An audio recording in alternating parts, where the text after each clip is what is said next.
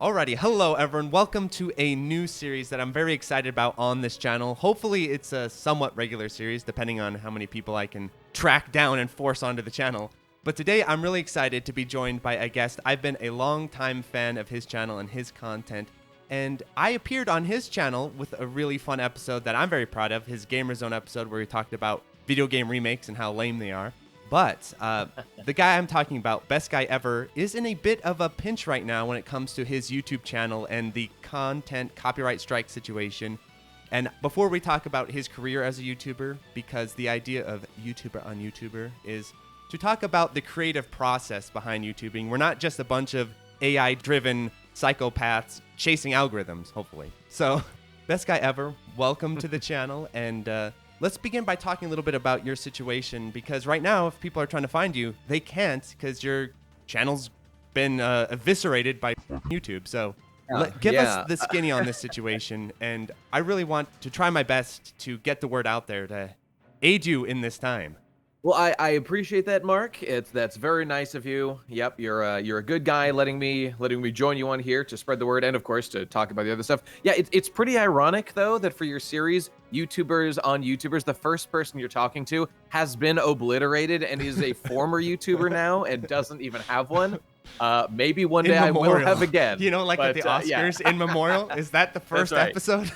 It feels that way a little bit. So BestGuyEver is my channel. You can call me Nate or whatever, people. And I had a little situation recently. I have a side project called Talking Pirates, where I do my obsessive, freakish, One Piece obsessed, chapter reviews every week. I stream them on Twitch, and I re-upload them in a censored format, visually censored, to a separate channel called Talking Pirates on YouTube. That channel got copyright struck by Shueisha, the publisher of One Piece, the manga. And it got 12 strikes in a couple of days. And basically, over the course of the process, I didn't metagame. I didn't approach the game as cynically enough as possible to circumvent the worst, because I didn't think it was going to be that bad. And that eventually went down due to copyright strikes. And as I now understand, by the way, that was on a separate Google account. I thought it was isolated just in case this would happen. That did not help, because the YouTube's policy is you, the person, if one of your channels goes down due to copyright strikes, all of your channels will be removed from YouTube. You have lost the right to have a YouTube channel, period. Which is insane. Which I think is, it's insanely punitive. So the reason that this has happened is I really don't even blame Shueisha.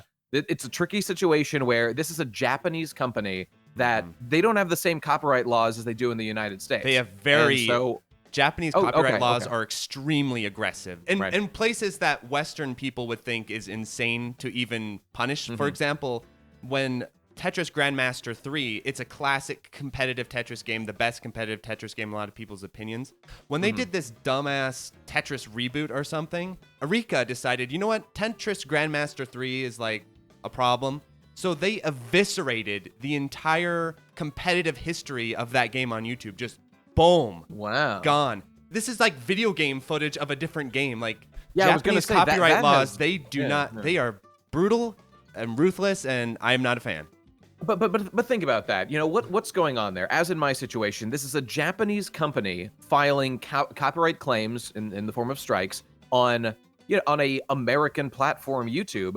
But YouTube is an international website, of course, and they need to cater their policies. They need to be able to say to every different country, every copyright holder, we make a good faith effort to police, copyright violations on our platform. That's why the policy is there. And my assessment of what's gone on here is basically that the system is designed to protect copyright. I understand why that has to be there. But in this case, by the way, I got 12 strikes. 7 of them I was allowed to contest. 5 of the strikes, I was denied the right to do a counter notification, which is the appeal process. Now, what is the difference between those 5 I wasn't allowed and the 7 I was allowed? Could not tell you. I don't know. But that might not matter at all. The content is all identical. That might not matter at all. I just don't have the right to do it, they said. And my quest right now, people, this is where I'd ask people to maybe help me out. Yes. My quest is to get that reevaluated. I need to reach someone inside YouTube, and I've spoken to YouTube support many times. I've started a letter writing campaign. I'm personally sending physical mail to YouTube and faxes in the hope that it'll do something. None of it has borne fruit as of yet. I have a friend who I won't mention their name because I just don't know if they want me to bring the attention to them on this.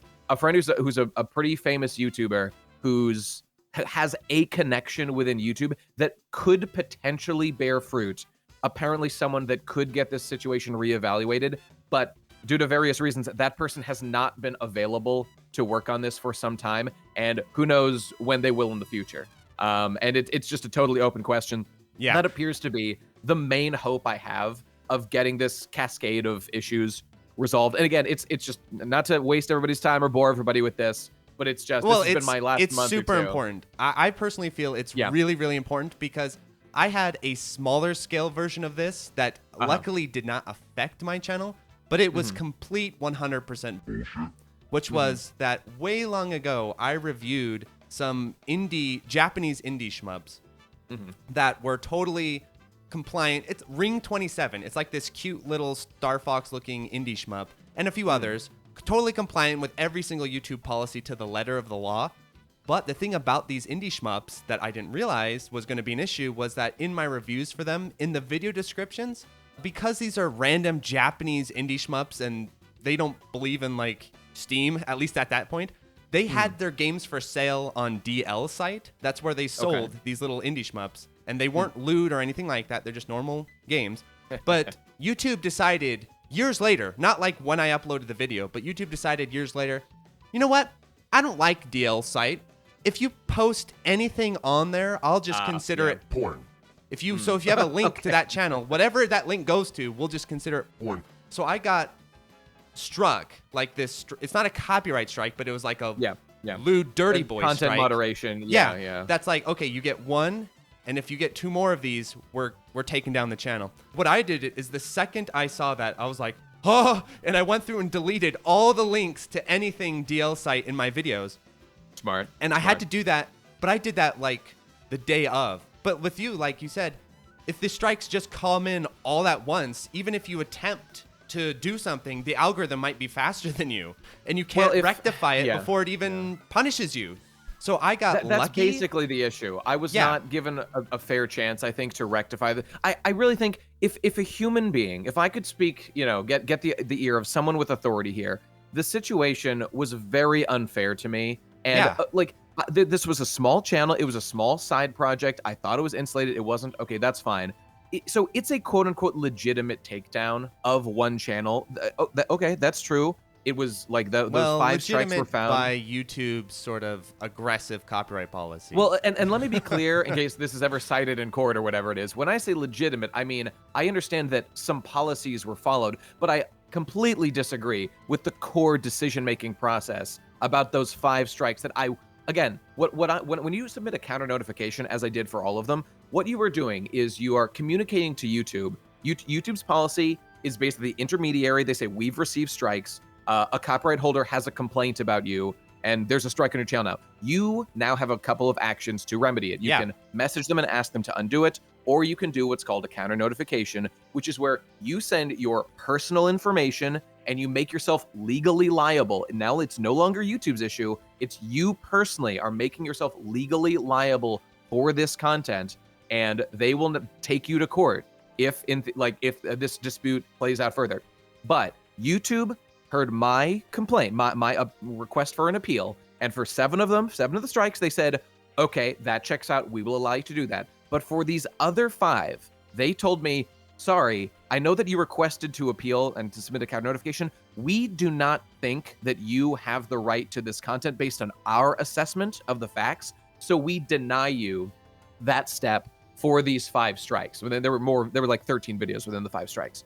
They denied me the right to take on the legal liability potentially there because they suspected that like maybe I'm acting in bad faith or I don't really have the copyright claims but 7 of the strikes, they were allowed and all the content is the same. So it seems so clear to me that someone just there was a different standard applied to those 5 videos as opposed to the 7. And maybe you could argue, oh, well, those 5 were correct and those 7 were actually wrong, Nate. You should have had 12 strikes still. Okay, at least that would make sense, but I have a strong feeling that that's not the case. I remind everybody, these were chapter reviews, but all the visuals are censored, 100% censored visuals. I'm discussing a chapter. Many other people do it on YouTube in much more egregious ways. I feel totally legally and morally in the right that I did not violate YouTube's policies. There is an argument that I did that I understand, but again, most of the strikes were allowed to be contested because they thought that I had a good case. Seems like most of YouTube's system does agree with me. So why were these 5 not? And again, this is a tiny little side project that went down, and as a consequence of that, all my other channels were deleted, which is in keeping with YouTube's policies, including my big main one with 111,000 subscribers, which was, by the way, doing really well, and I was very excited for how things were going this year. And I had a lot. I mean, I'm still working on videos right now. It's excessively punitive. It is what their policy says to do, which is why all I want them to do is reevaluate those 5 strikes and just let me take on the legal liability. That is my great request, that I just be allowed to counter notify. And I mean, the thing is, I know what's going to happen when you do a counter notification to a company like Shueisha in Japan. They almost always do not respond, and the strikes get reversed. And that's what would happen. That's what happened to those 7 strikes. So anyway, I know I talk a lot about this. It's been my life last month, because one of my favorite channels no longer exists. So yeah, well, that's nice of you to say. Yeah, and by the way, let me just say my request is, my appeal. So I don't know if this is going to do anything. It's been almost a full month now. I think it's like 2 days before a month of BG being down. And it's starting to look like nothing is changing. No movement has happened as of recently. When I talk to YouTube support and they reject my claims, I feel that they are citing that original decision. I am not convinced that someone is really taking a hard look at it. And they are very obtuse with their responses. So I have no choice but to continue trying to work on this to get it fixed. And so, long story short, what I'm asking people to do is, everybody, if you could give me a hand, go to my Twitter. It's twitter.com/BestGuyEver, and go, I'd say, retweet the pinned tweet there, which is me requesting that YouTube do something about this. Maybe we could link it in the description, that Twitter or something. That still exists. Retweet it, and at Team YouTube, enter at Team YouTube. That's the one on there. And tell them, like, this needs to be reevaluated. We need to fix this. Because I no longer have any other options. I hate doing this. I am not the kind of person that likes to do a woe is me campaign to help me. I consider this a huge waste of time, all of this situation. And I just want to be able to be back making what I can do on YouTube. But right now, the only recourse that I have left is to do what a lot of people jump to instantly, which is the sort of mass campaign. And I am going to be trying to reach out to other YouTubers to get the word out. And I guess I'll go with, like, #SaveBGE. Yeah. What do you like better, Mark? Free like BGE. Save BGE or Free free BGE. BGE? Free. You like free better? Yes. Okay. Free I'll go with BGE. free. Because you're in the pen maybe, right now. Maybe you're free in Best Guy copyright Ever. hell prison right now. Okay, no, yeah, we'll go with that. Free BGE. That seems fine. So I guess #free BGE at Teen YouTube on Twitter. My goal now is to just drive mass support. Maybe I can get goddamn Keemstar to talk about this. I don't know, everyone in the world to talk about it. That'd be nice. Hey, PewDiePie, retweet a bro, would ya? I don't know. Yeah. Well, this is something that's my goal. I'm on the same wavelength as you. Is like the last thing I ever personally want to do is like get big. I don't like that kind of thing either. I just want to be in my little goon cave, exactly. Goofing around with my anime, whatever, playing my video games, building my Factorio base, and making my videos. That's what I want to be doing, not doing this Twitter stuff that I don't like doing. Yeah, but the difference here is this isn't some like political thing. This isn't like, if you are a fellow YouTuber, we're YouTubers, this is YouTuber on YouTuber. This is scary for me too, because like I said with that DL site thing, it feels like right now I've got plenty of reviews of all kinds of things, and some Japanese company wakes up some mornings like, you know what? No, you can't make, like Cave, for example. Cave wakes up tomorrow and they're like, you know what? No more reviews of our Shmups anymore. We don't want footage. And they're insane enough to do something like this. So anything like that, let's just copyright strike, which YouTube's like, all right, fine. And then I'm not big enough of a channel. I'm not PewDiePie or these big enough channels to really stop them or cause any kind of waves. So it's scary for all of us because the way they go about Yeah. this isn't like you uploaded the video and YouTube, has that verification thing of like, okay, everything's cool. It's not like you upload the video and it went through the verification and YouTube's like, best guy, you can't be uploading this. Don't do that. And you're like, no, I'm going to do it anyway. For a year or two, the channel was just fine. Yeah, no, everything seemed fine. And then you woke up one morning and boom, hell is broken loose. And so it's messed up. And if I could, it is not in compliance with U.S. sort of policies on law. I know that. We don't roll that way. We're not Japan like that. So I'm not a fan of it at all. Again, I think I don't know if I articulated this clearly before. I don't mean to be cruel to them. Look, I'm very appreciative, even if things don't come back. I have a lot of gratitude for YouTube as a platform, allowing me to upload the content. I remember, I know some old people that used to pay for video hosting before YouTube existed, and the landscape has totally changed. I'm very grateful to the money I've made and the platform that I've been able to grow to a degree. Even if it never comes back, I'll still be grateful for that. But right now, I think basically the enemy that I'm facing now, in my past, I've had my channels stolen before. I did some stupid stuff. I tested going to this website for like a potential sponsorship years ago. And not just mine, but my old shared channels that I worked on with other people. They all got stolen, but they all came back after a month or two because YouTube helped me. And I'm very grateful about that. The problem today, and which is why I don't think the bad guy here is really even Shueisha. Look, they live in a different country. They have different standards. The international law doesn't really work when you're doing publish in the United it doesn't States. Equal each other. So they can't just have their own Japanese standards and force it on United States market. They have to kind of play I would agree with us a that. bit. Yeah, they got to totally agree with that. With us. But that's why. But this was YouTube basically agreeing with them and saying, okay, that's fair. We will take this down. Again, all I asked was to be allowed to legally contest this personally and put myself at risk to do so, which I was willing to do because I know that I'm right. Yes. However, so this is why, again, I hate to put in these terms, but the bad guy here, the guilty party, I don't think is Shueisha. I think it's YouTube for having their overly blunt, sort of inhuman robotic system and instruments. Yes. And the issue in particular is, I believe, that not enough human beings are being involved in the review process. And don't get me wrong, as I've talked to support staff a few times, I definitely humans have interacted with me. Humans have done so, but it hasn't been to the point. I think they want to streamline the process. They don't want to look in depth at these. And again, the annoying thing about this is a tiny, pathetic little 2,000 subscriber channel that YouTube, they eat that for breakfast. They couldn't give less of a shit about that. And just the fact that as a consequence that went down, my bigger 111,000 sub channel Best Guy Ever, maybe they'd care about that. But that's just a fallout. That's just part of the system. It's operating as intended. So they have no incentive to escalate the issue or anything like that. I don't get any special treatment. Not that I would want it. I just want normal treatment. My point being, everything is too robotic and inhuman by virtue of them not having enough staff, not enough brains, human brains being applied to the system. Yeah. And that's the real problem. And that's what I have to crack through, I think, if I'm ever going to get anything back here. And, I agree. And I that's what agree I'm dealing completely. I think you are the victim of automation. It's not that the YouTube staff is sitting around and they're like, I think it really is. You've been attacked by algorithms and all kinds of whatever's going on under the hood with YouTube.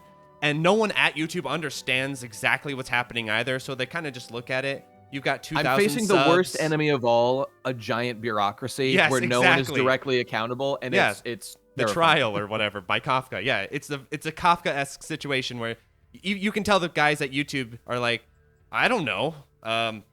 This is what it says, so we're gonna do what it says. That's what I believe is happening. Yes, a interpretation of the law as written, but not as sort of intended, not the spirit of how it's supposed to be done, and that's the issue. Yeah. So I really hope you get this reversed soon because it's a bummer having your channel locked up. It's a scary situation, I think, for all other YouTubers out there. Copyright stuff is the ultimate enemy of the YouTuber at this point. Because it feels so arbitrary. Like everything's cool, everything's fine. 1 year, the next year, your channel's getting struck and you're going to court. So it's scary. Yeah, it's a scary situation. And can I just say that I want people to know, because I haven't had much of a voice to be able to speak on this. I have my Twitter.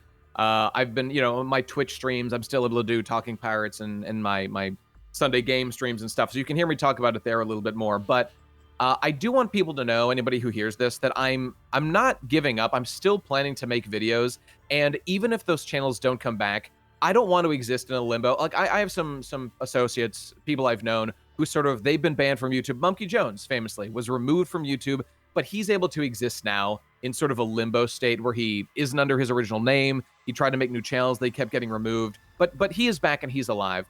Like in theory, I could do that.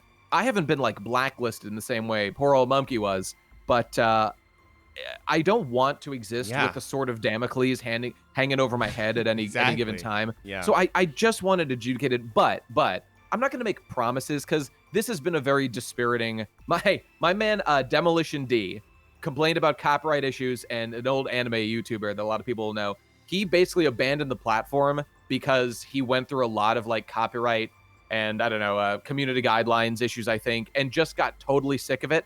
That decision is making more and more sense to me now that I'm going through all of this stuff. And the idea of continually making work for a platform that treats you with so little respect, with so little care, that is a dispiriting and a discouraging thing. I love making videos. It's my creative outlet. It's sort of my contribution to the public discourse, and I want to keep doing it. But, you know, I'm a little discouraged about doing it right now. But let me just be clear. I have not given up, not even close. I am working on new videos right now that I hope to post to YouTube, but they will be on my Patreon. Hey, by the way, you want to help me out while I'm losing all my YouTube income right now? Patreon.com/BestGuyEver. There will be new content posted there if YouTube doesn't exist before too much longer. So that'll be something people can go check out. And then also my Twitter and whatnot. So don't think, if you're a fan of mine and you're listening to this, that like it's over, Nate's given up on everything, he's not making anything anymore. That is not the case. I'll have more information to share as things progress. And I will say, you know, it's one thing like in the YouTube sphere, you know, the nice hot drama of like, hey, you know, and all like you're this, you know what I mean, the drama of that. But I want exactly what you want, which the best case scenario here is you don't lose years and years of work. YouTube, I genuinely think this is a algorithm glitch, error, non-human situation. A human being at YouTube will look at it and be like, okay, something went wrong here. Let's rectify this. Let's get your channel back on track. And you can just resume once again, and everything will just smooth out. You know, this, hopefully what I want this to be is a little bump in the road rather than something that upends your channel and you have to change all this stuff. Because I genuinely think if a human being looks at this situation, they'll be like, okay, this is kind of a issue on the way we do copyright in the algorithms or whatever. I'm inclined to think so. And the big YouTuber friend of mine who has the insider person that they know at in YouTube, they agree with me. You know, apparently these kind of situations get sorted out sometimes in people's favor. I don't have any guarantees of that, but that's the most likely way that things get resolved, if at all, because it's been a month. I've tried many times talking to many people. I followed all the guides online about who to talk to and what to do, and I'm running low on options. But that was always actually the best option. It just happens that it hasn't been able to have the trigger pulled due to unavailability of the people in question. So, well, hopefully, I don't have any poll anywhere, you know, but hopefully this can get a little bit of movement. You do with me. Yes, in your heart, in everyone's hearts, maybe. But I'm really hoping at least this video can maybe get like the ship moving, you know, like push go the to ship Twitter, forward. people. I don't know if it makes any difference at all. Maybe this is just a huge onanistic exercise and we're just jerking ourselves off, and then you have to try, though. Maybe you have some to. views, but I have to try. You can't lose years and years of work. You have to try. Yeah, you have to. Yeah. So, I mean, I lose sleep over like the idea of losing a single video off my channel. You know, because one of my videos got taken down for this stupid DL site thing. And it's like, okay, we're going to remove this video. And it's like this old janky video I had. I'm like, is that really that big of a deal? No, but it still bothers me. But the idea of losing your channel with all your great videos and some stone cold, like internet classics being lost, it's messed up. It's messed up. Yeah, I agree. And by the way, I would like to express my gratitude to everybody that's already contributed. There's some people that have done some exceptionally kind things to reach out and help me and give me some like encouragement and advice. You're one of them, Mark. Oh, but there's a couple other people. Yeah, so I really appreciate that, because frankly, I needed some encouragement at some times there, because I don't know, my reaction to this is kind of just to be numb for a little bit, but I have, you know, Yeah, kept up my YouTubers, actions best I can. We're sensitive creatures. And like it's one thing when the internet and your comment section is turning on you or getting mad at you, that doesn't feel good. But when the platform is like, no, that's when it's like, oh God, I'm really in it now. So yeah, I definitely sympathize with you a lot, and I really hope it works out smoothly without too much drama. I hope so. And again, thanks to everybody that's retweeted the tweet, had a nice message. A lot of my old friends popped back up to like retweet it and voice some support. So I really appreciate everybody that's done that. That's very kind of you. And yeah, I mean, hopefully it gets resolved. And one last thing, I will be personally, I don't know when this is coming out, but I'm going to be at Anime Boston. I'm doing a public appearance that was planned well before any of this happened. I'm doing a panel about One Piece with another YouTuber, Shaves, who people might know. That's going to be on March 29th. Nice. At 5 p.m. on Friday. And I'll be there. And maybe we will be able to kind of, come on out, people. Come on out to it. Come see me publicly. And maybe we can craft some sort of message there to YouTube as a collective that maybe might get a little more attention. Who knows? Try everything you can. Do that. That's for sure. And also, that sounds really cool. Any mechanisms I have, I'll try. That sounds really cool. So that is a hell of an intro to an episode. That is a hell of an intro. Probably the greatest of all time on YouTubers up to this point. Former YouTubers on YouTubers. Yes, you're starting off strong. The idea of this series, what I want to do is I want to get behind the creative process of other YouTubers because we're not really respected as artists, and I get it because YouTubers don't do themselves any favors in this degree by how willing most YouTubers end up getting sucked into the algorithm stuff and sucked into like lowest common denominator type of things.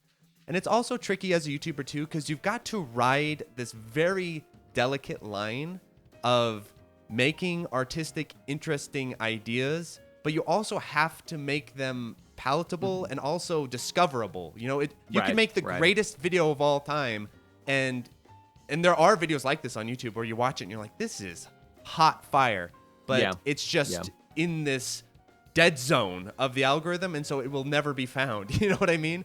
And so if a tree falls in the forest, does anyone hear it? So you've got to find that perfect blend of you're getting in people's attention, but you're not going for their attention constantly. That fine, delicious middle ground there. So, and I think your channel does a great job of doing that, and I really respect you as a YouTuber.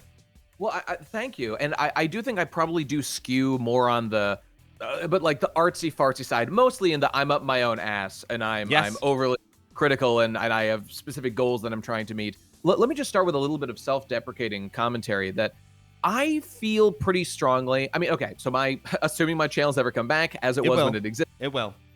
From now on, for the rest of the recording, your channel is coming back. Okay, we will assert that, and we will manifest that here. And exactly. Please post hashtag free BGE in the comments to help us manifest that reality. Yes. What was I saying? Self-deprecation. I feel that my channel, the BGE is about 9 years old. It was started in 2015 and started with my guard login videos and then proceeded from there. The thing about my channel is that it's gone through many distinct phases, and many of them are contradictory, have been confusing to the audience. Basically, what I'm trying to say is I think I've been a fairly dog shit YouTuber as sort of in a professional sense. Yes, I understand what you mean. I doubt you'd find many people more critical of my performance on YouTube than myself. And I think there are many people out there that, I mean, they bitch and moan about me, but fully warrant it for not having done like the best job in a marketing sense or delivering the same kind of content. And I would say that that's due to a couple of reasons. One is that I've been flailing and just like trying to try different approaches at different times. When I first started my channel, the whole meme behind it was Nate doesn't post frequently enough. It takes way too long. And of course, that's become something of a pattern for me. And I'm working on improving, and I'm slowly getting better. But that's always been an issue. But then a phase shifted to, it was sort of the Mia Maffova, the Mia Maffova trend of maybe I'll actually make a video. Yeah, that's the one where I did a video every day, specifically in order to force myself to make more videos. Yeah. And that performed really well the first time I did it because I had a lot of ideas that were backed up that I just hadn't had a chance to make my sort of longer, more in-depth, heavily edited video style that I like to do typically. And then after that, I entered sort of the third phase, which was the Weagwa, the Why I'm a Genius weekly. Yes, content, I remember Weagwa. Yes. Right? A lot of my classics, came from that period. A lot of the ones people remember before came from then. And that was basically an extension of Mia Mathova, where I was forcing myself to make one video every week was the goal. And I failed, a lot in terms of being on the timeline. Well, but that the was funny the goal. thing is now, looking back on it, you can't tell, right? Because we're all too lazy to check the upload true. dates. So Yeah. if you go back and watch Weagwa, I just assumed you were every week. You're like, he's saying he's every week. It We must tricked have him, worked. boys. We got him. Yeah, and that's fine. But while I was doing that process, I faced a constant issue, which was I basically sort of became more of a, what would you call it? A bit of a current events type YouTuber, as opposed to the like I have a real deep, meaningful kind of video that I want to edit and produce and release. Yeah. That's as like a magnum opus or like a treatise. Treatise, I think is the pronunciation. Yeah, you got it. On That's some it. topic. That is correct. Right. And so that always was a little bit conflicting for me. And for the record, my greatest success as a YouTube, without question, was during the Weagwa days when I was posting the most frequently. My channel like doubled in size over that period. When before it had sort of gone in fits and starts. And As all channels do. In my experience, at least. That was what grew my channel the most, for sure. But it was always creatively unsatisfying when I didn't have time to put the kind of effort into a video that I wanted to. And then, that's interesting. So yeah. I'm gonna act like a little bit like a interrogator on some of these questions because I'm just curious. I feel like you and I'm just projecting here. In therapy, I'm projecting on you. I feel like you and I have a little bit of a similar struggle as a YouTuber because I have that exact same problem as a creative where if I was given free reign and I could just do whatever I wanted, I would generate the most esoteric, up my own ass content like you wouldn't believe. And there's been times where I sat down to record videos like this, and even mid-recording, I'm like, this is the ramblings of a madman. No one is going to watch this. Let me respond to that real quick with one of my experiences. So I feel until almost very recently, I think this might have been the first time I ever did it, was very recently with my video about Spy Family, this anime that's coming out now, or it's been coming out for the last couple of years. I feel an intense pressure to not either take down or modify in any way my past work due to feelings of wanting to preserve old content Sure. and not wanting people to come back to something they previously liked in whatever way and to see that it's been changed or modified or unrecognizable in some way. And that ethos is definitely derived from some of the work that I've seen. I mean, some of the remake world we live in now of retouching old content and remasters, streaming stuff, and changing things sequels. Literally, like you go in different basically, soundtracks and stuff. Yeah, you're right. But I think of the example of Miyazaki in when he was in some interview talking about Dark Souls 1, and there's that wall skip that you can do in Demon Souls, in the what's it called, the Land of Storms or whatever it is, that place. There's a wall skip you can do to skip like a huge section of one of the worlds. And Miyazaki was asked, "Hey, if you could redo it, do you want to patch that? Like that wasn't intended in the game design." And Miyazaki said, like, no, I even if I could, I wouldn't want to patch that because it wasn't intended. It wasn't part of my vision, but it was just something that players discovered and embraced and enjoy in their work. And even if I don't even like it or appreciate it, it's sort of the work itself has escaped beyond like my grasp. I'm paraphrasing here, obviously. I understand but what you're saying. It's evolved exactly. beyond what I've made, death of the author or whatever. And it stands alone as its own thing. So I would not change that. And I do believe in that ethos quite a bit. Now, that's the I have an sort of interesting artistic rule. side. I have an interesting rule about this that I think hipsters like ourselves can kind of agree with a little bit.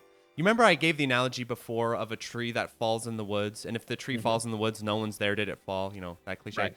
Well, whenever I go back and modify old content, I agree exactly what you're saying. Like, I've got amazingly jank old shit on my channel. Like, my first batch of podcasts and stuff, I was kind of embarrassed about hearing my voice recorded. And so my compensation for that, I thought would be really clever, or not clever, but I did it anyway, was what if I made it sound like really lo-fi and bootleg? So all of my early like video podcast episodes have horrific audio quality. Okay. And at the time I knew it was bad, but I'm like, no, it's like bohemian and like, you know, like found footage, or I don't know what I was thinking. But anyway, so I am not going to go back, even if I could, and like re-record those episodes with clearer audio, right? Because that was part of my artistic process, as misguided as it was. But the thing I think you can do, that I will do, is I will go back and help things in ways that I think will help with discovery.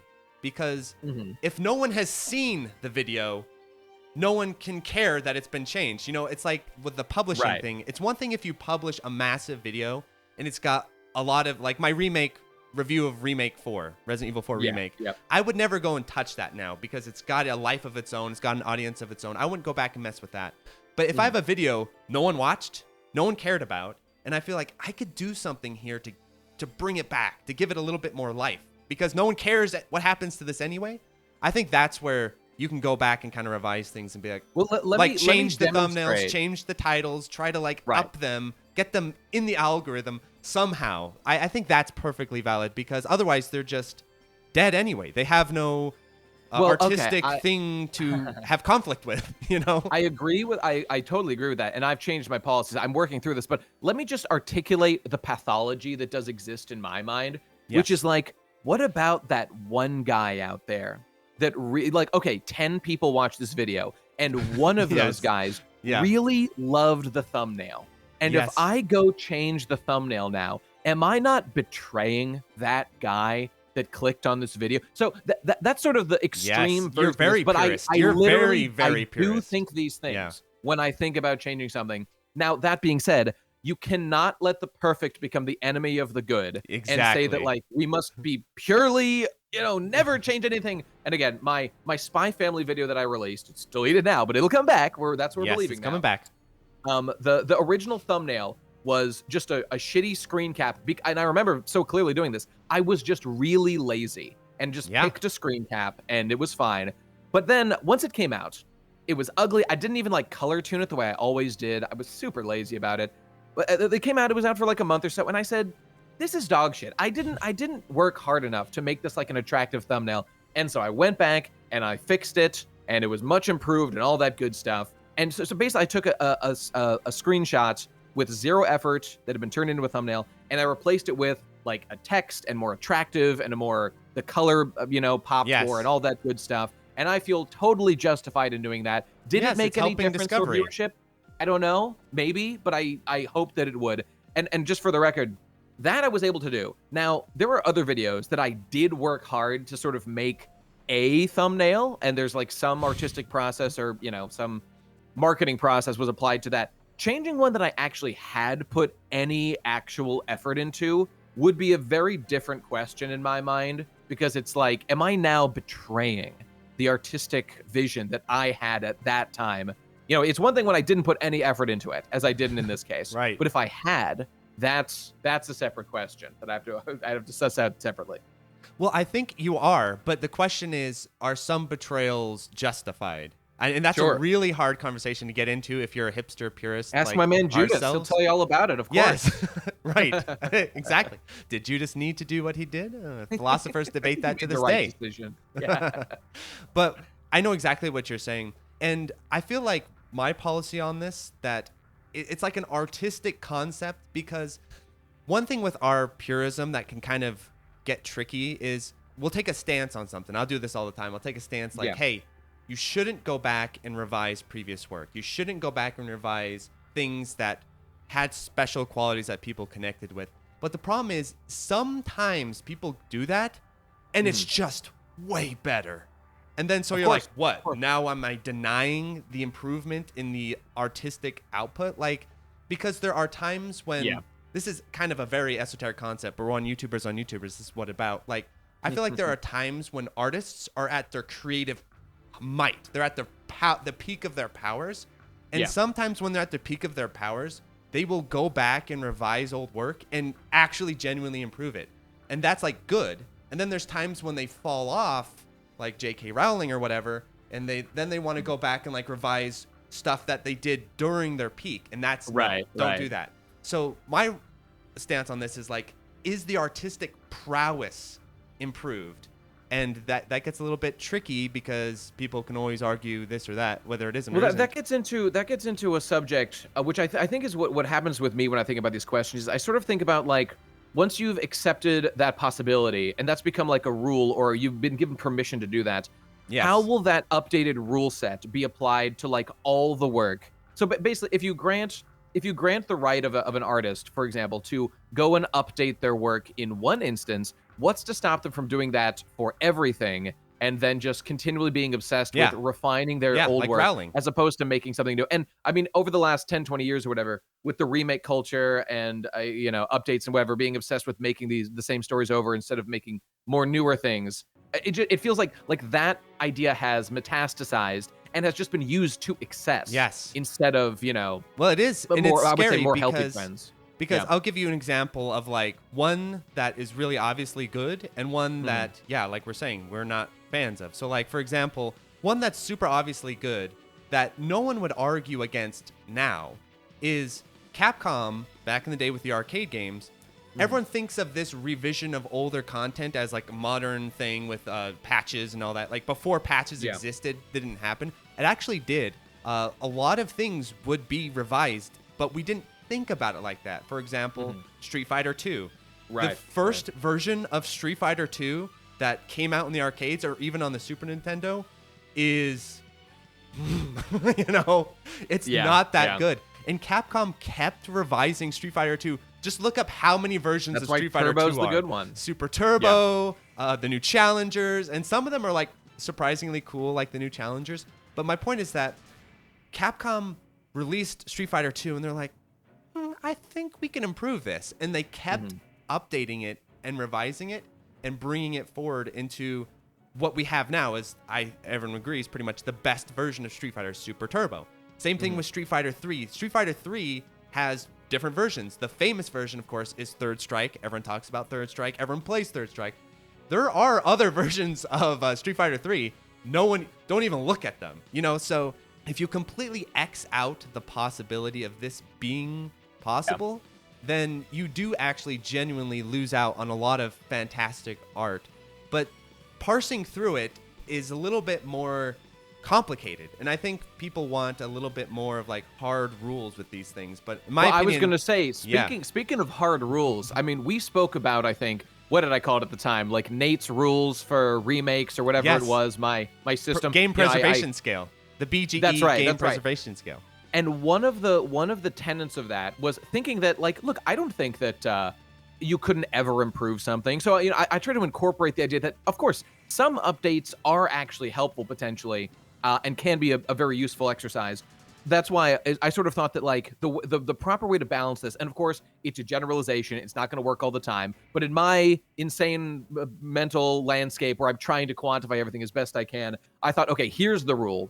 When you release a new property, you've got yourself a 5-year window when you can make updates or changes or revisions or sequels or prequels or any of that stuff within that window. But after that window, you gotta leave it alone. You've got plenty of time to do everything you need to do in that window. But then no more obsessing about it.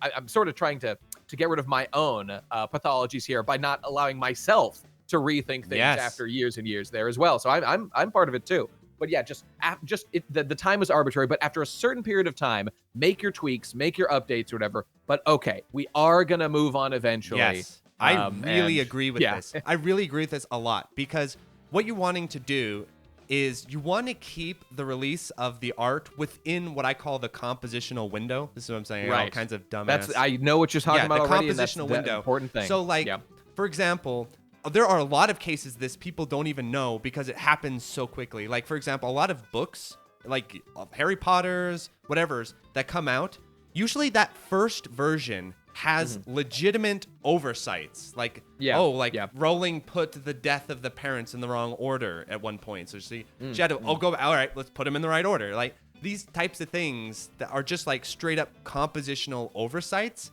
that sneak by the original editing team and everything like that.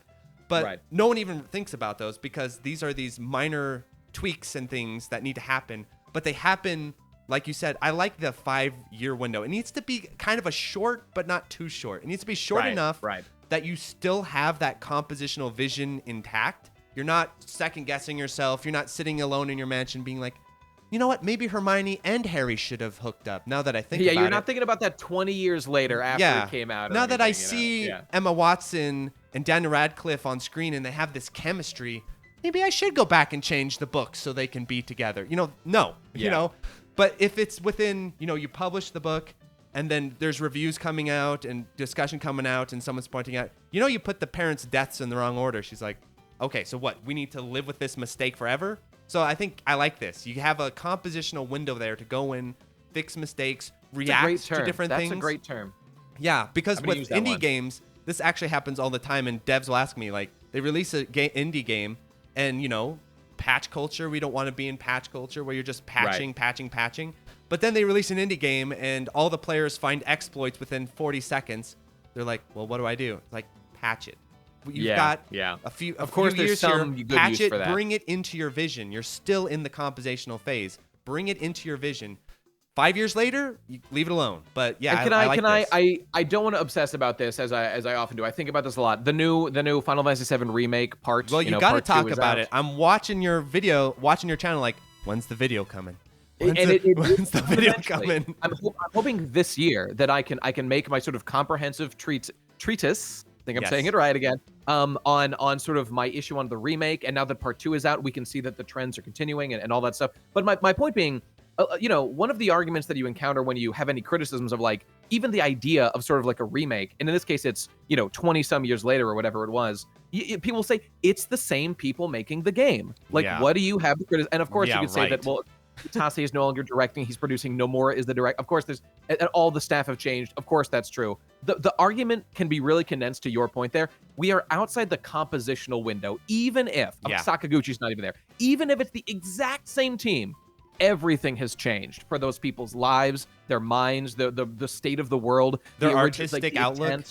Their artistic outlook. Everything has changed, and that's why I give it that arbitrary 5-year window. Even within that, you can change from one day to the next day and it's released. The next day you're like, I hate everything about this game. We're undoing it all. Of course it's possible, but again, just to tie this into something else that I think is interesting, it's so funny. Something like One Piece, the other thing I'm freakishly obsessed with, it itself escaped out of its own compositional window multiple times over the 25 years or so that it's been running. Yeah. So that is a whole enigma into itself. Is that a good way to even construct a story? I mean, I could go on for a long time, but no, it is not. But come to Anime Boston and hear me talk about it live on Friday. I'll tell you right now, no, it is not. To have an ongoing story that you literally composed for decades, no, I kind of think it's not a good way to be. Yeah, but there are good things to it too, people. Okay, there's lots to appreciate.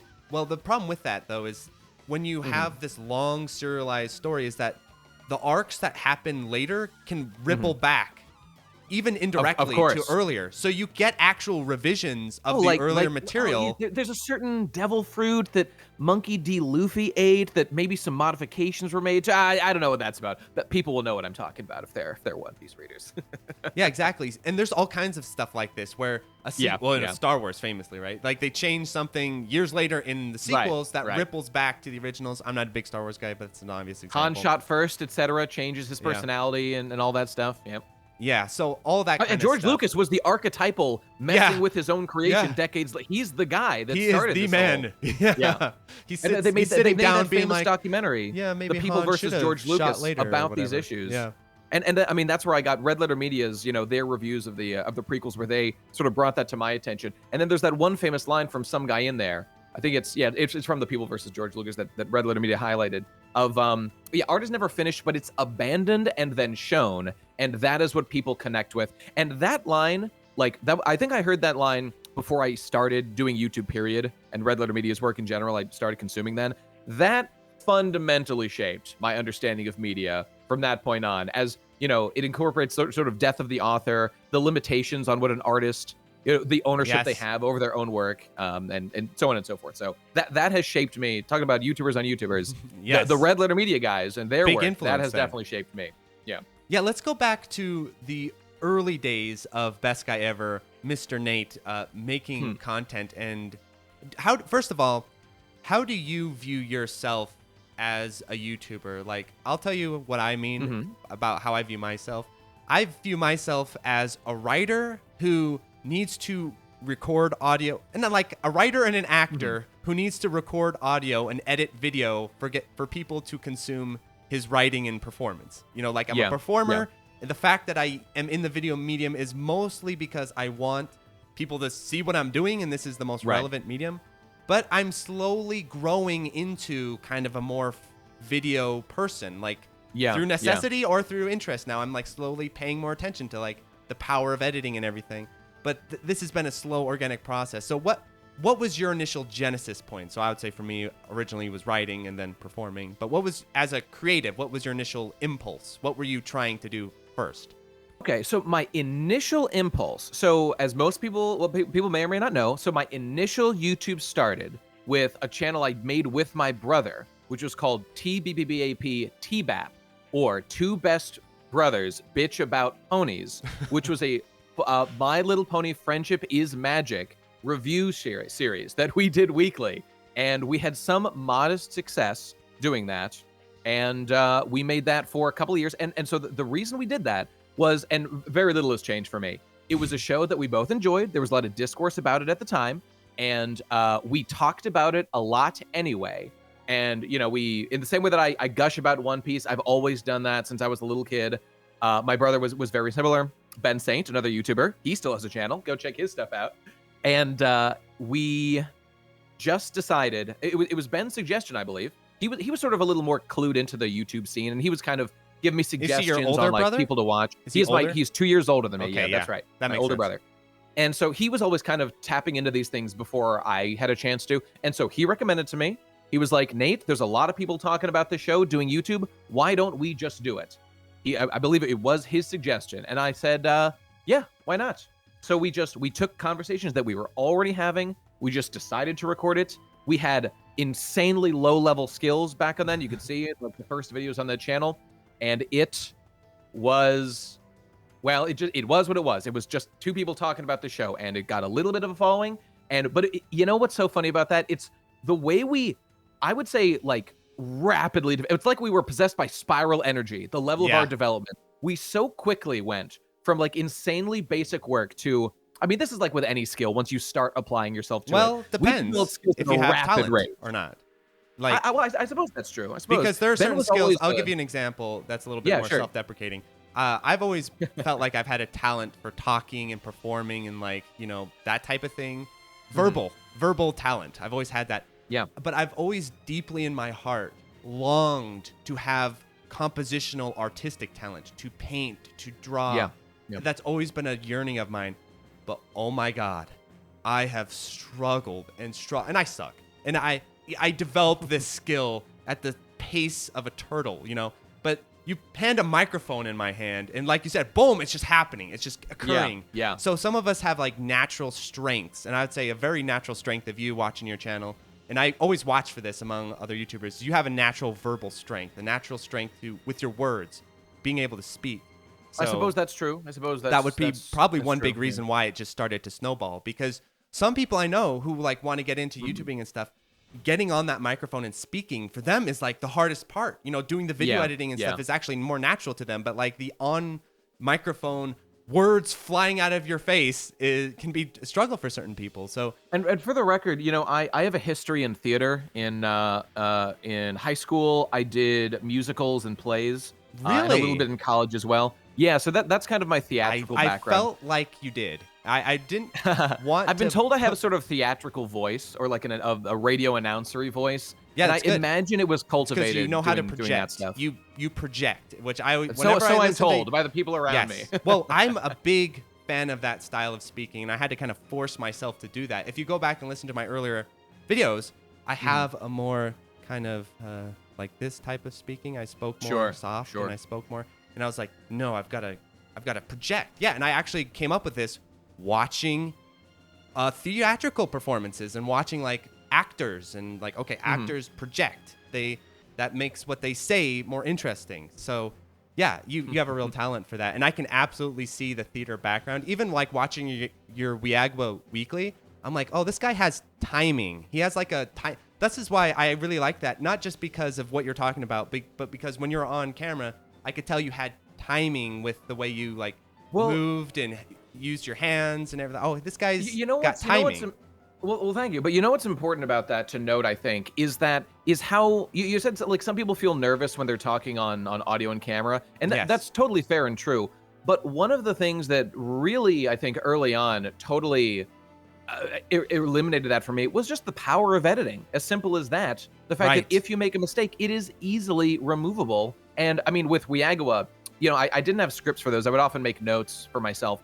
But just the fact that I could do it over and over and over and over again, which I did many, many times for many of those like phrases and takes. Yeah. And when I'm editing, I just remove it all, keep the best one. Easy. It allowed me to just go and then not have to worry about it. And not that I'm special. But you have to have a sense for what is good, even in editing, because that is actually very true. Sense. You do have to know what you're going for. Yeah. And I suppose I do have a bit of vision in my head of what I'm seeing. And I've worked on a lot of collaborative projects with other people over the years in different arenas, and I don't want to just be here praising myself too much, but I would say about myself that I have a pretty strong artistic vision of how I think things will eventually look, and I found that to be a very powerful guiding force when I make and I don't even really claim like credit for it. I think it just is sort of a natural process that developed outside of my understanding, and I kind of know where I want it to go. And then a lot of people, they have a vision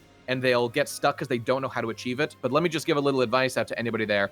As someone with modest, very modest success on YouTube and elsewhere, it's that if you just keep doing the thing, this is I get criticized this people in my personal life if I'm at a shopping mall, for example, and I don't know where the place I'm headed to is, or I'm a little confused about maybe where I parked. I just pick a direction and go, and I charge off that way, as opposed to spending almost any time thinking about it that deeply. And this is to the annoyance of many people I know. They'll be like, Nate, you're going the wrong way. And I always say, it doesn't matter. I'm going to try all the options until I find it, and then I'll be in the right way. And hey, I got some steps. Look at the exercise I got along the way. So I'm a staunch optimist also, which also isn't always a good thing, but I assume things will work out well in the long run most of the time. So I think that ethos defines my approach of just going and trying things and picking up the skills as I go, kind of as a product of that. Yeah, I absolutely can empathize with that. And I feel like, with your channel, which again, I think our processes are pretty similar, is that we have a more iterative, we're both struggling with words, iterative approach to video making and content making, where we have an idea and then we do it, and then we look and be like, okay, what can I improve upon that next time?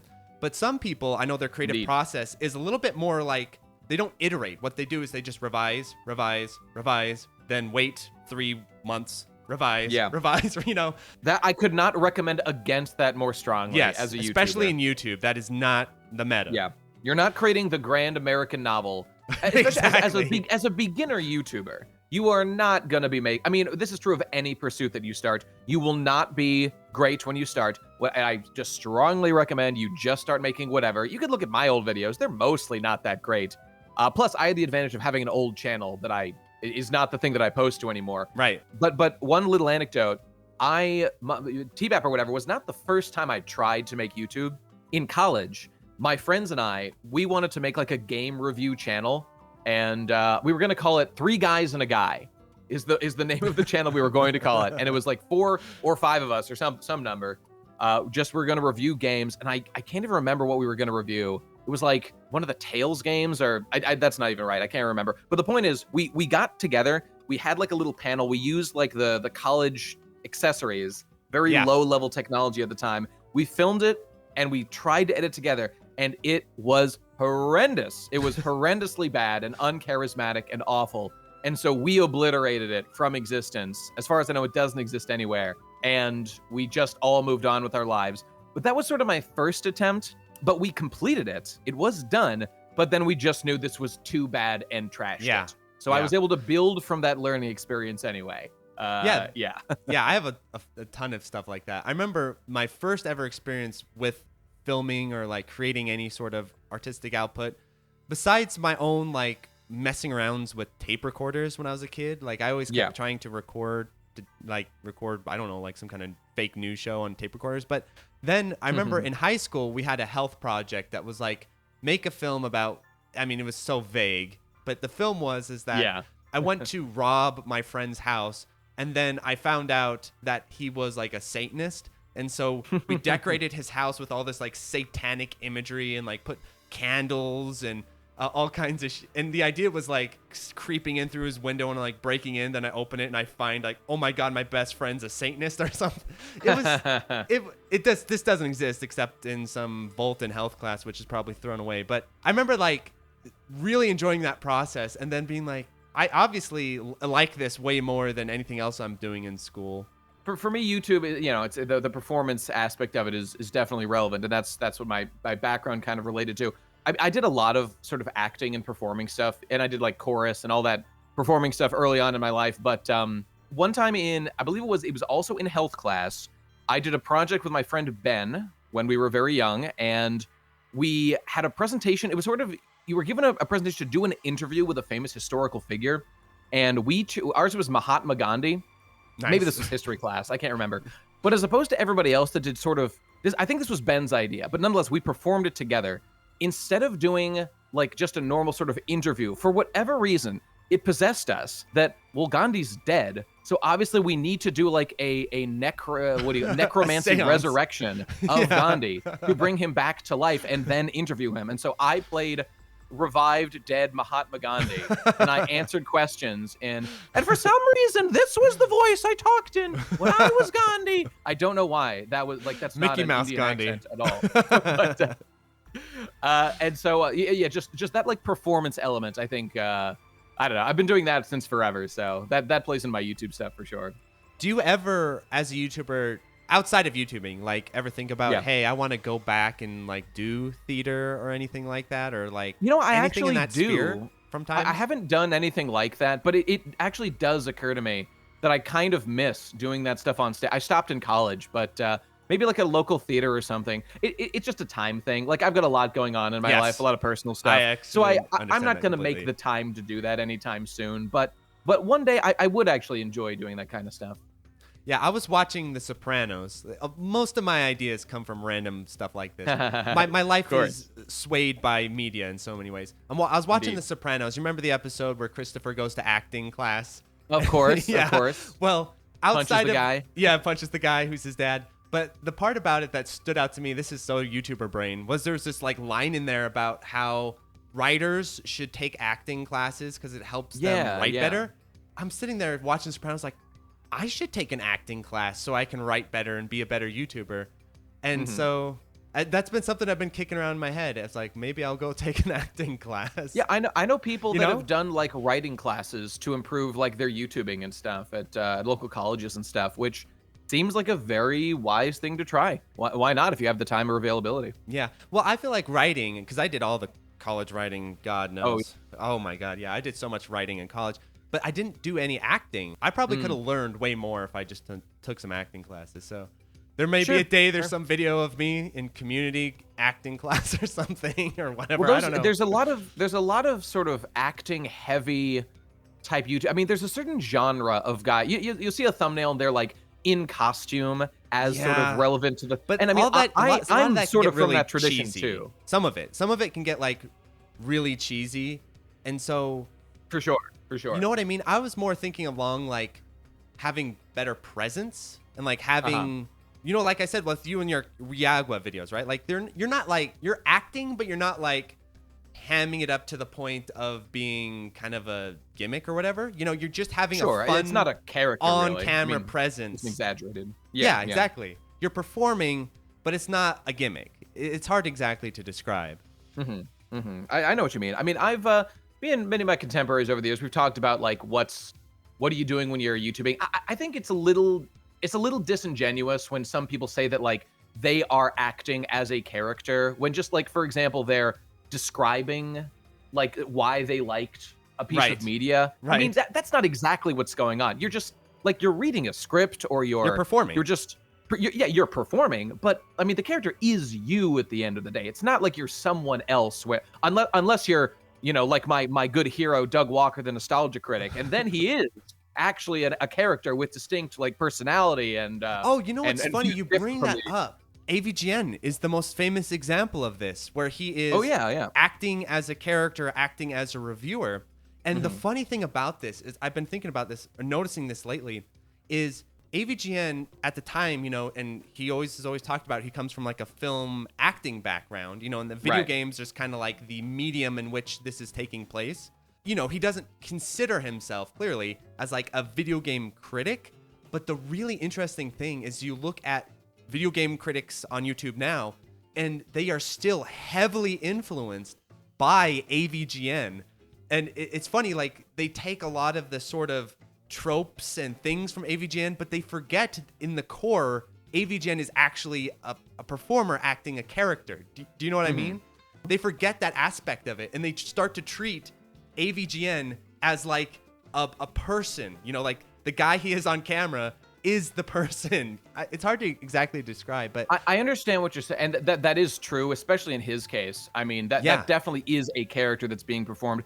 It's just, there's a phenomenon that I think is, it's not that everybody does. It can be somewhat disingenuous when sometimes people will, they're articulating a point they sincerely believe. Yes. But then when pressed upon it, they'll say, well, that's just a character, as sort of a deflection of, and if someone was praising them, they might not be so quick to say, whoa, that's just a character. Don't give me this excessive praise. But if someone's criticizing them, then they can say, it was just a character, bro. You're taking it too seriously. And I get pretty frustrated when I see that, although that is kind of a legitimate thing. There is an interplay between the character AVGN. AVGN definitely performed rage at the games more than he legitimately felt. Of course, that's true.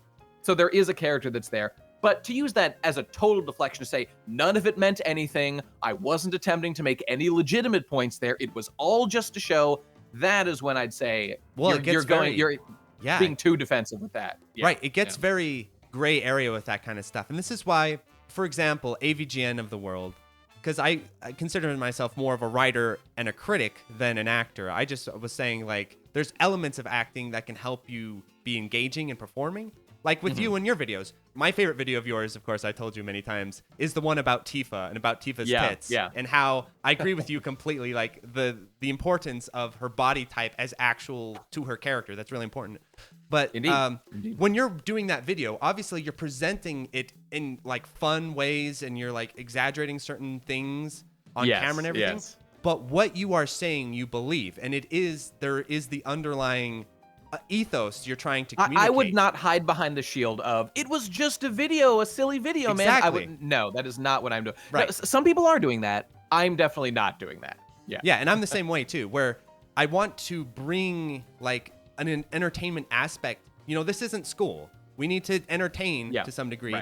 Right. And also I think making it entertaining can help bring, especially these more esoteric ideas about compositional windows. If you sit that down and you give it like a really dry sort of presentation, people are going to fall asleep. It's not going to connect with people.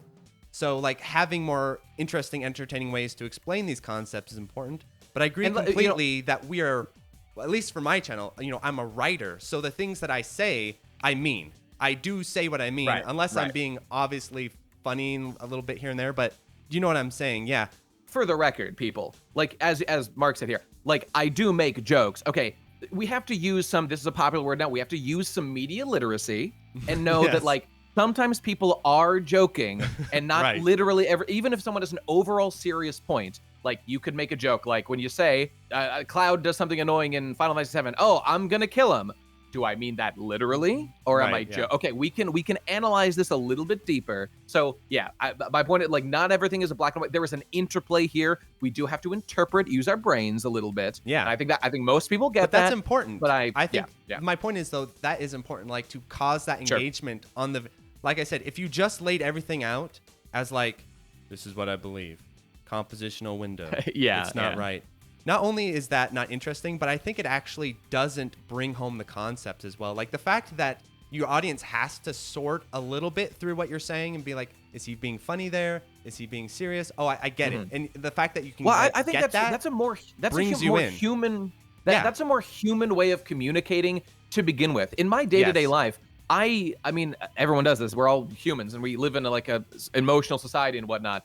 Like, we make jokes as we talk anyway. So of course, when I write a script, it just naturally occurs to me to like include jokes in what I'm doing because I can't help it. That's what I do. And sometimes when you're in the editing process, you'll strip those out if you're like, oh, this is like a little much. Sad part of the script, and I can't be having a joke here. That would be inappropriate or you're like, for what I'm that's trying to much. convey. I've had many of those. Or like this joke is too risque for this subject matter, something like that. Okay, of course that's all fair, but yeah, like this is a human way of talking, and I don't talk and I don't think in. Despite my love of Factorio, I do in fact have some emotions, and I think I'm happy to have that. I think that's really important. And I think that is an effective tool for communication, even with something as dry as video game critique, so. Certainly true. And you were speaking about writing scripts. One thing I definitely wanted to get out of you is, what is your compositional process for making videos? Like, how does it go from you're sitting in the parking lot and the idea occurs to you to appearing in a YouTube feed? What is that journey of a video like? I'd love to hear that. I was thinking about this before with one of the topics we were discussing. This is basically this is hinting at sort of like, what is my guiding principle, or like what am I trying to do as a YouTuber? And I was going to ask, so my idea of me has evolved over time. I thought it might be just interesting to ask you, Mark, what would you describe, you think, like what I'm trying to do is? I would ask this to anybody, but like if you could summarize what you think my goal as a YouTuber is. I'd be interested to hear yours, and then I could I'll give you mine. my thought, but the problem is it could be just projection because I think it lines up with mine. So if it doesn't line up, that's fine. But I feel like we share the same one. This is why I really connect with your channel, which is one of my main ethoses that I want to communicate is the integrity of art. That art has this deep, important integrity that should not be subject to commercial concerns or the pride or the ego of even the artists themselves. That art has an integrity unto itself. It has a lifespan and a birth that needs to be protected, and that the role of the critic is to help explain the underlying strengths or weaknesses of art and then help their audience connect with art that they wouldn't have been able to understand or that they wouldn't have been interested in, is to be that bridging force between the artist and the audience. The critic, I feel like it's such a debased role in today's economic situation with now critics are basically just marketers. The view of the critic is to help connect people with art that's meaningful to them. And it can be really important to how you view the world, how you view yourself, especially for dudes at times. So that would be my underlying ethos, is like the integrity of art and explaining the integrity of art. And I feel like your content is very much like that as well. Like you go out there, like when your Tifa video, a lot of people who had made that video about Tifa, the reason why I connected with yours so strong is everyone else would have talked about the politics of Tifa with big tits. They try kind of this marketing political angle with it. But the fact that you came at that angle with that subject, which I really relate with, from an artistic perspective, from, this is important to the art itself, outside of politics, outside of all this other crap you guys talk about. That's why I connected with it so heavily, and that's why I connect with your channel so heavily, because you're coming at it as a critic of art rather than as a political commentator or whatever. Well, that's certainly true, and I do try to do that, really, among other things, to cut through any of that sort of filler discourse to get to the more important stuff there. My idea of myself, frankly, I question a lot, what is the point of me doing any of this? I think about that question pretty frequently, and frankly, I ask myself the question, if, among other things, are we as a generation, as a species, as an evolving creature, collectively, do we just spend way too much time thinking about quote-unquote art? And is this really just a big waste of time? That question occurs to me frequently. Well, what do you think? The answer really is it depends. I would probably diagnose our current species, our current society, with an excessive attachment to art that is coming at the expense of important things in their lives. And really, escape mechanism, as an extension of childhood to a degree. But that being said, don't get me wrong, people. It's Nostalgia is not poison. like Yeah, I was going to write a book about this called in many Nostalgia is ways. Poison. All right, there you go. And as part of the sort of the extended adolescence. That being said, let me be clear. I am not saying like art doesn't matter. I'm not taking the Spartan approach that like it's right. Unlike those Athenian pussies, we know that art has zero value and it doesn't have any purpose whatsoever. Yeah, no, of course it has value, and it's the language through which the human mind understands itself and its place in the world and whatnot. And it does encapsulate important stories. I do worry a little bit that we spend too much time collectively indulging in it and being distracted from things that are a little more critical in our lives. But anyway, I mean, that's just absolutely. As I've gotten older and I've kind of seen the way that like quote unquote art or the appreciation of quote unquote art can often be an excuse for, as you said, like nostalgia obsession or a pure like marketing financial extraction from people that companies use, and they parade around like your favorite old character and all that stuff. Okay, but anyway, I lead with that cynical stuff just to get it out of the way, to say that I see my role doing this stuff such that I do, and I will still be doing it. Don't get me wrong, I'm not going to leave anytime soon. I'm not jaded on the whole concept. I see it as one, as you said, I do want to be sort of a force of sort of elevated critique of art in a meaningful way. And again, I see a lot of what I would consider just like poor artistic critique in the sense of, look, I'm not going to sugarcoat it. A lot of the One Piece commentariat, I really don't think are engaging with it in a particularly seriously artistic way. And I think they're doing it more in and this is their right. And frankly, this might be a more accurate or appropriate way to engage with something like that as a hype dispensary mechanism. And again, maybe they're literally right for doing so. Maybe Oda himself, the author, would say that, yes, don't think about it too deeply, just consume it. Hey, I can't help it. I think about these things a little more deeply. You could make these points about like my opinions of remakes and artistic integrity. That is important for people whenever we have these discussions is that not everyone is of the same temperament, even the same artistic temperament. Oh yeah. And I don't snotty think that about the 13-year-old that's getting into shonen right now exactly. is my primary. I'm speaking to like jaded old, older millennial people. But the thing about it is, not to get too snotty about it, but every force on the internet will want to push you towards the hyping, towards the accessibility. Every force. They have a monetary incentive to do so. Yes, your audience, your YouTube itself, the publishers, companies, sponsors, everyone wants to push you in that direction. And some people, their temperament and what their interests are align with that 100% perfectly. And you can't hold that against them. That's what they like. But also you can't hold it against us hipsters who are not driven by that. This is what I always say. Like, some people will say, you're an elitist. I'm like, I am, but it is who I am. I can't stop it. The day I realized this was I read, when I was in high school, middle school, somewhere in there, I read the final book of Harry Potter 7. And then I called my friend and ranted about the ending of the Harry Potter series for 5 hours to him on the phone. And he's like, what is wrong with you, Mark? And I'm going through all this. So and then I come out of, and then with my family, I come out of movie theater and they're like, here it comes. Hours. I'm just like, and then the thing that for me, why I continue on YouTubing and continue like critiquing art, it's something I cannot stop. It's like inborn into me. Yeah, and that's why I think way. Not everyone is cut out for it. Not everyone is like that. Some people walk out of a movie and they're like, I had a happy time. It was fun. And they move on. You could have all these other problems in the world, and yet you still think like, why was the ending of the book like, wasn't that kind of a cop out or whatever? Like, these things bother you. It's like this. I hang around enough artists of different temperaments. Like, for example, my wife, she is a visual artist, so she can paint, draw beautifully. And I don't just say that because we're married. And so she sees things from that lens. And so if she, and I don't have that sense, right? So if she sees something and like a line is slightly off, it like offends her. She's like, what the hell happened there? And I see it with my dumb blind eyes. I'm like, looks good to me. And I think that's the same thing with like art critique. It's like a sense. You either have it or you don't, and it either bothers you or it doesn't bother you. And if it doesn't bother you, happier in many ways.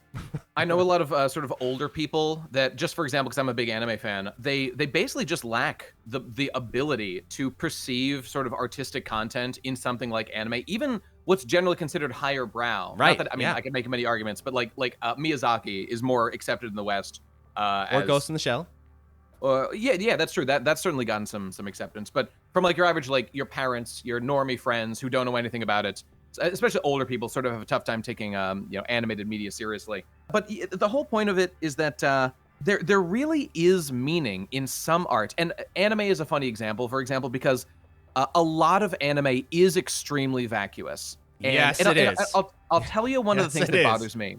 One of the things that really bothers me, and I think millennials do this excessively. Yeah. And I talked about sort of that extended adolescence thing, but it's the deriving meaning from art that sort of is not, in fact, containing the meaning that you are attempting to pull out of it.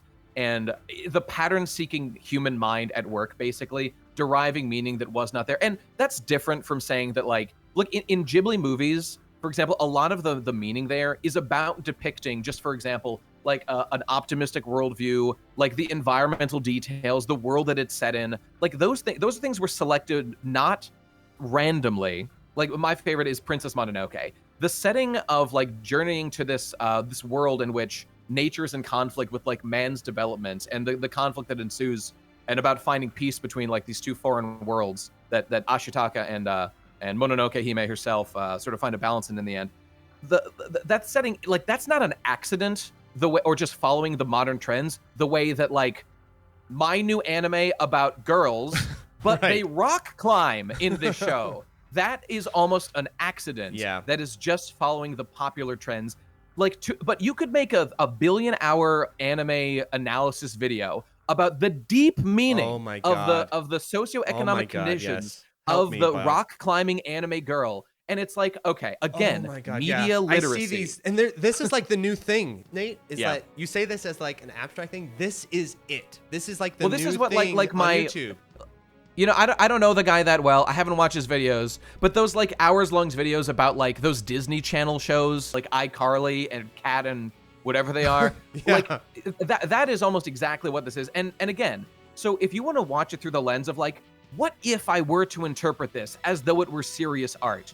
Like, okay, that's an exercise you can go through, but really, but then you'd have to pile drive it. I call this fluffing. This is what I call it, YouTube fluffing, where they'll take, it doesn't just happen in anime either. It happens in video games all the time. They take like a pretty good game and they fluff into masterpiece. And then you have these hour-long videos about how everything, this is a genius and this is that. And fine, but then the problem is if you're taking it to that elevated level of analysis, where's the critique? It's just one-sided. Yeah. If I look deeply into a game, yes, I will find merits that aren't obvious, but I also have to find flaws, right? Because you can't have depth and just find greatness. I would think if all you are finding is greatness, then there's probably something to reassess about your evaluation process. Exactly. And as my the YouTuber I admire greatly, Demolition D, once said, if you ignore all the bad parts, everything is a 10 amazing. out of 10. Yeah. And a lot of people, I think, operate under that. Look at reviews now. Flawed philosophy. Everything literally is. We're just getting there now. It starts as like a meme a few years ago. Now it's like real. Everything is like a 10 out of 10. Everything is a masterpiece.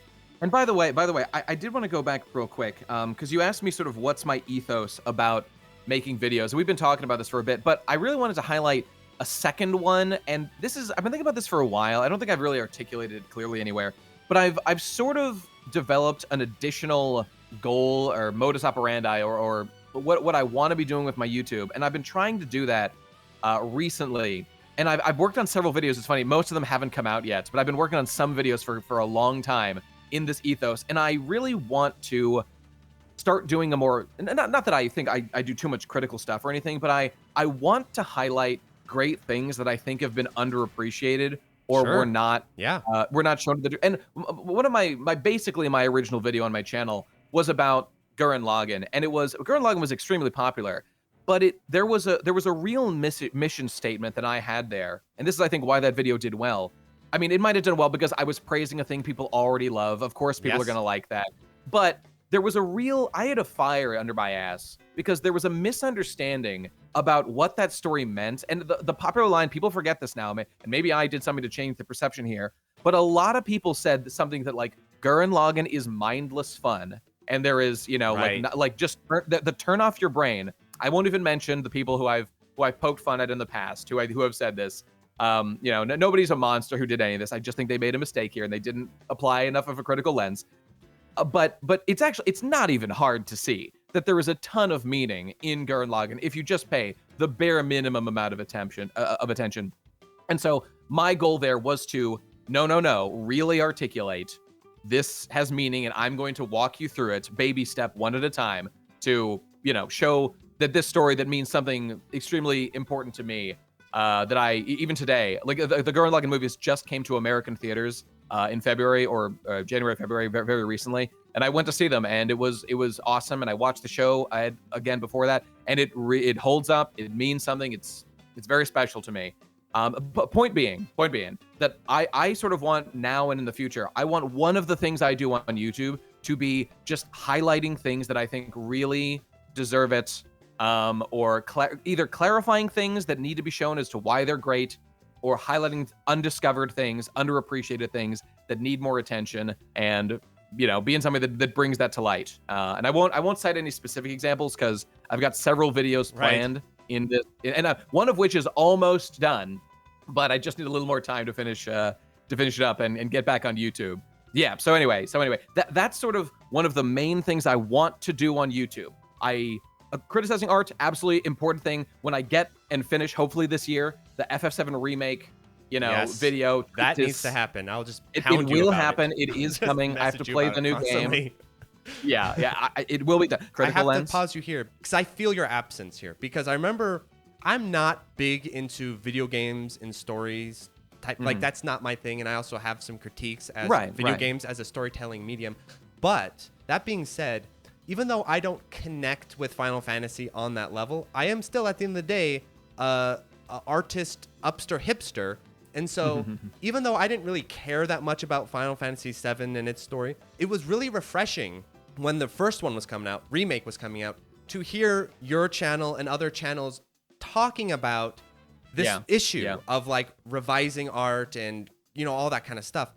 And so I really found that very refreshing, and it was some of my favorite content to consume, especially because it didn't overlap with my own content too much. So I could also sit back and enjoy it, rather than these days if I watch like a review that overlaps with what I do, I'm always like work mode. My brain goes into work mode. But so I loved that content. But with this one, so the Rebirth came out. I'm sitting here, okay, I'm ready. Where are these guys? Where's my best guy ever? Yeah. Where are the hipsters talking about all the issues with the stories and all that stuff? I don't know. You guys were assassinated or something. I'm still waiting for it. I'm like, where are these videos? Where? They're dead. That's a great question. So there are some people that have made, I would say, good videos about the FF7 remake. I didn't watch the whole thing, but this one guy, JebTube, I've never heard of this. He's a salty guy, such as myself. He's got major criticisms to make. That video talked about a lot of good stuff. Its approach was a little different from mine. His video was like a comprehensive, let's go through the whole game and talk about everything that we liked or didn't like and all that stuff. That's fine. I'm sure a lot of people like that. I think it did well. But my interest is really just focused on the main thematic points that are critical. And I'll, just to your point, I think that I really feel that there is a void, and someone, for the love of God, needs to come out and clearly articulate like what is going on here in the issue. And the good news is I think people are starting to realize that the Rebirth did not do nearly as well, or the numbers are still fuzzy. No one knows for sure. It didn't do as well as Remake. Yeah. I suspected it would do even worse. But yeah, I mean, it's the second in like a trio of games. Of course, it's going to be a little bit less, attractive to people. It's not going to have the insane idea of this is the remake of FF7 that remember everyone those waited clips, for. the clips of when it's announced at EA or E3 and people were losing it? I use those clips all the time to this day. And I have sympathy and empathy with a lot of those guys and those sentiments, because when I was young, and I would say, not to criticize them, but when I hadn't thought through all the issues that I have with what's going on there, I was right there with them. And I had the exact same feelings. Me and friends of mine in high school talked about how we are going to buy PS3s to play the FF7 remake when it inevitably comes out, and we can't wait for that. Of I course, also feel like in that didn't defense of work your out. younger self, the remake era back in that era was a lot different because Oh, remember yeah. the Oh, thing yeah. we're talking about earlier where when artists are at their height, sometimes they can go back and do things that could improve their old work. Like, for example, the Resident Evil remake on the GameCube, pretty much everyone, and no matter how much Everybody seems to love that one. Yeah. And it's because when they went back, that was when, in my opinion, Resident Evil was at its peak. And when did of that power. come out? Like 3 years after the first one? Yeah. The This remake? was during the Resident Evil 4 era. This is when Resident Evil was really cooking. And I think the motivation behind that remake was very different than the remakes we have now. When it came out, I remember I was there, and I was like, will I get it or not? It wasn't, oh my God, they're making Resident Evil again. It was more like the developers look back at the original Resident Evil, and they're like, ooh, we had some limitations there, and we are cooking right now. Let's bring some of our prowess and like try to improve the first game as much as we can and bring it in line with the games coming out now. So it was a very different motivation, prospect. I've got a perfect example, again, from that era, which is basically my favorite game of all time, Kingdom Hearts 2. The definitive version of that was Kingdom Hearts 2 Final Mix, which was a remaster of the game. Yeah, I remember Which, this. by the way, came with, I mean, in Japan. Well, it never came to the West until very recently, but when it was re-released in Japan, it came with like a whole second game, a remake of Chain of Memories. You really got your money's worth. But of course, you can criticize that for sure for being like, oh, well, you're charging again for the same game. Like, that's not an ideal practice. It should have been done in the first place. But is it good? But this was done very quickly after the first game. They wanted to improve stuff. They did massively improve a ton of stuff from the first game. So looking back on it, like, you can analyze these individually and say, okay, that one was a good idea. You have I'm to. very glad I think they you did have that. to. But these days, it's a little bit easier to analyze them as like a whole because the general trend is so strong now. Where it's not like they're like looking back at Final Fantasy VII. They're like, just missed it. We were so close, but we just missed it. We need to go back and get that last piece. No, that's not what they're doing. The vision. They completed the vision of FF7, and everyone can, be like, oh, but what if it was like beautiful 3D models? I don't care.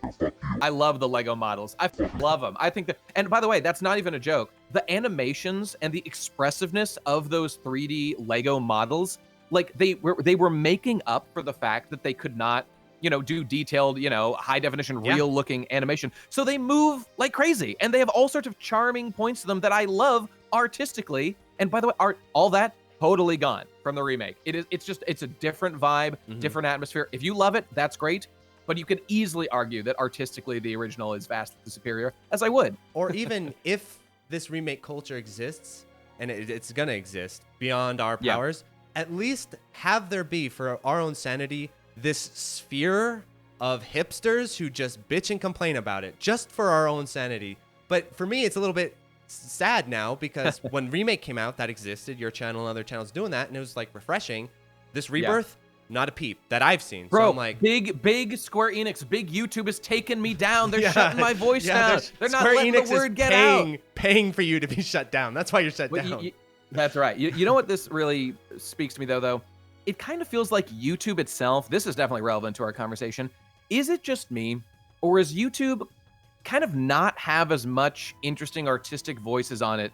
Now, I admit I'm checked out from, I don't consume a ton of like the more artistic in-depth reviews and stuff, especially than I used to.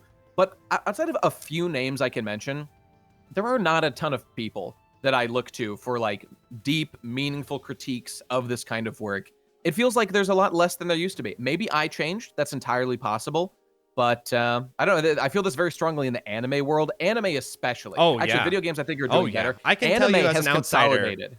I can tell you as an outsider, I used to watch anime reviews. I don't anymore because with your channel, I think one reason with the Garen login video why it connects harder is because your channel has dynamics. So if you go, hey, this is a masterpiece, then that is more believable. It matters because I'm shitting on all this other stuff. Yeah, right. You're creating a critical dynamic there of this is a low, this is what a low looks like, this is what a high looks like. And these are the types of critics I always respect. I don't like the critics who just negative all the time. Everything sucks. Everything's going to steal your dog or whatever.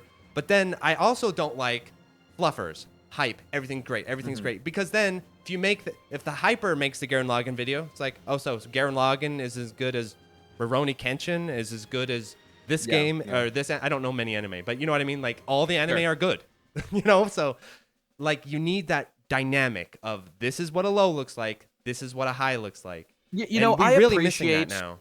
I hear what you're saying, and I know what you're speaking to. I don't see anything wrong personally. Like you could make some criticisms of like the social implications of it, but like for example, the people that like shit on things that they hate, they do it I see a role for those people out there, because as long as they're not okay, well that's the thing. If you're either a praiser or an excessive criticismer, or not excessive, but like that's all you do, of course it's going to be in your mindset to find more things with which to speak about in your, you know, authoritative tone or whatever. And so that could sway your opinion one way or another. But you can't find a dynamic there. That's my point. Like you can't find, like for example, when I did my Remake 4 review, I got lumped in with like people who just smack talk anything, you know, and everything, because I was like the only critic of that game in many ways. And so at least one that had a good amount of viewership. And so I got lumped into that category. And so everyone's like, here are your peers. And I look at their content. I'm like, they just complain about literally everything all the time. That's not what I do. I hear that doesn't create like a critical investment. I think the meta though is fluffing more than like, I know what you're saying here. Cause like the people who are negative all the time are kind of like rare creatures at this point. So they kind of depending on the circles you're in. Yeah. As long as it's not, I'm saying the political people, of course, that's a whole business unto itself. But I mean, like, that's the political thing, that's a money game there. But I'm talking about like, there are people who are just negative all the time. And I kind of respect that to some degree, but you're also not creating that dynamic, which I think is important. You need it's just ups as and long downs. as you're honest, you know, and your criticisms appear valid and sincere. Anybody who I feel is being disingenuous, or one of the things that I deal with is that it's not that there are incentive structures, and they're not even monetary necessarily. They're just social. They're just things that subconsciously get into your mind. Yes, social and yes, things like access journalism. I typically really don't like. Yeah, and that's big. I have criticisms to make of that, and that will subtly pressure you. And look, and again, I don't excuse myself from this at all. As the ornery 4chan shitposter asshole that I am, I'm aware that there are social pressures on me as well to cater to like established audiences to some degree. Okay. I know that that's there. I agree with that. I don't disagree with that at all. And as such, I would just ask people to like engage with my content as even keeled as they can, and giving me as much good faith as they can. And if they think that my arguments are like totally bullshit and I just hate the thing I talked about, that's fine. But I try not to do that. I have a question for you as a YouTuber. Have you ever, because I think a real good check for this as a YouTuber, I'll do this sometimes, is you go to make a video or discuss a topic and you know it cuts against your audience a little bit. Do you go through with it? I've had a few videos like this where I'm like making the video, I'm like, this is going to annoy my audience a little bit, but here we go, because I still think this needs to be discussed. Yeah. Like, for example, my audience is really into physical games. Physical media is huge in my audience.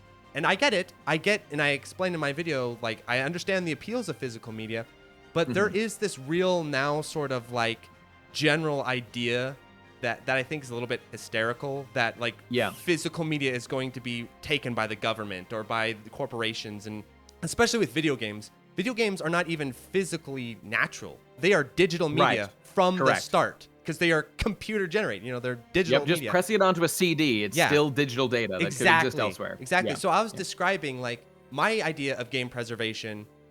I know companies want you to think it's buying the Blu-rays, buying the DVDs, buying the discs, buying the PS5 discs and keeping them in your closet. But I was saying that's not real game preservation. Real game preservation is backing it up onto hard drives, backing it up onto servers, sharing it, pirating it, as some people would say. It's like digital replication infinitely, you know, and then storage, that's hard a pretty storage. Good argument. Well, it's true. I think the key issue, but you're right. The key issue just being that like the creators can't like remove it from a store one day and you can't get it anymore. That I'm sure is the core issue that most people want to avoid. Yeah, but there's a market incentive to take that issue, which is a core real issue, which I discussed, and then say, here's the solution. Buy the Blu-ray. Here's the solution. That's a very interesting Buy point, this physical version of the game. And there are people in my audience, I'm not nothing against them, I'm just saying, who literally will never buy digital versions of games, even if they want that game. They'll sit and wait, sometimes years, for the physical version to come out. And I'm like, you don't have to do it yourself. Just get the digital version and then back it up.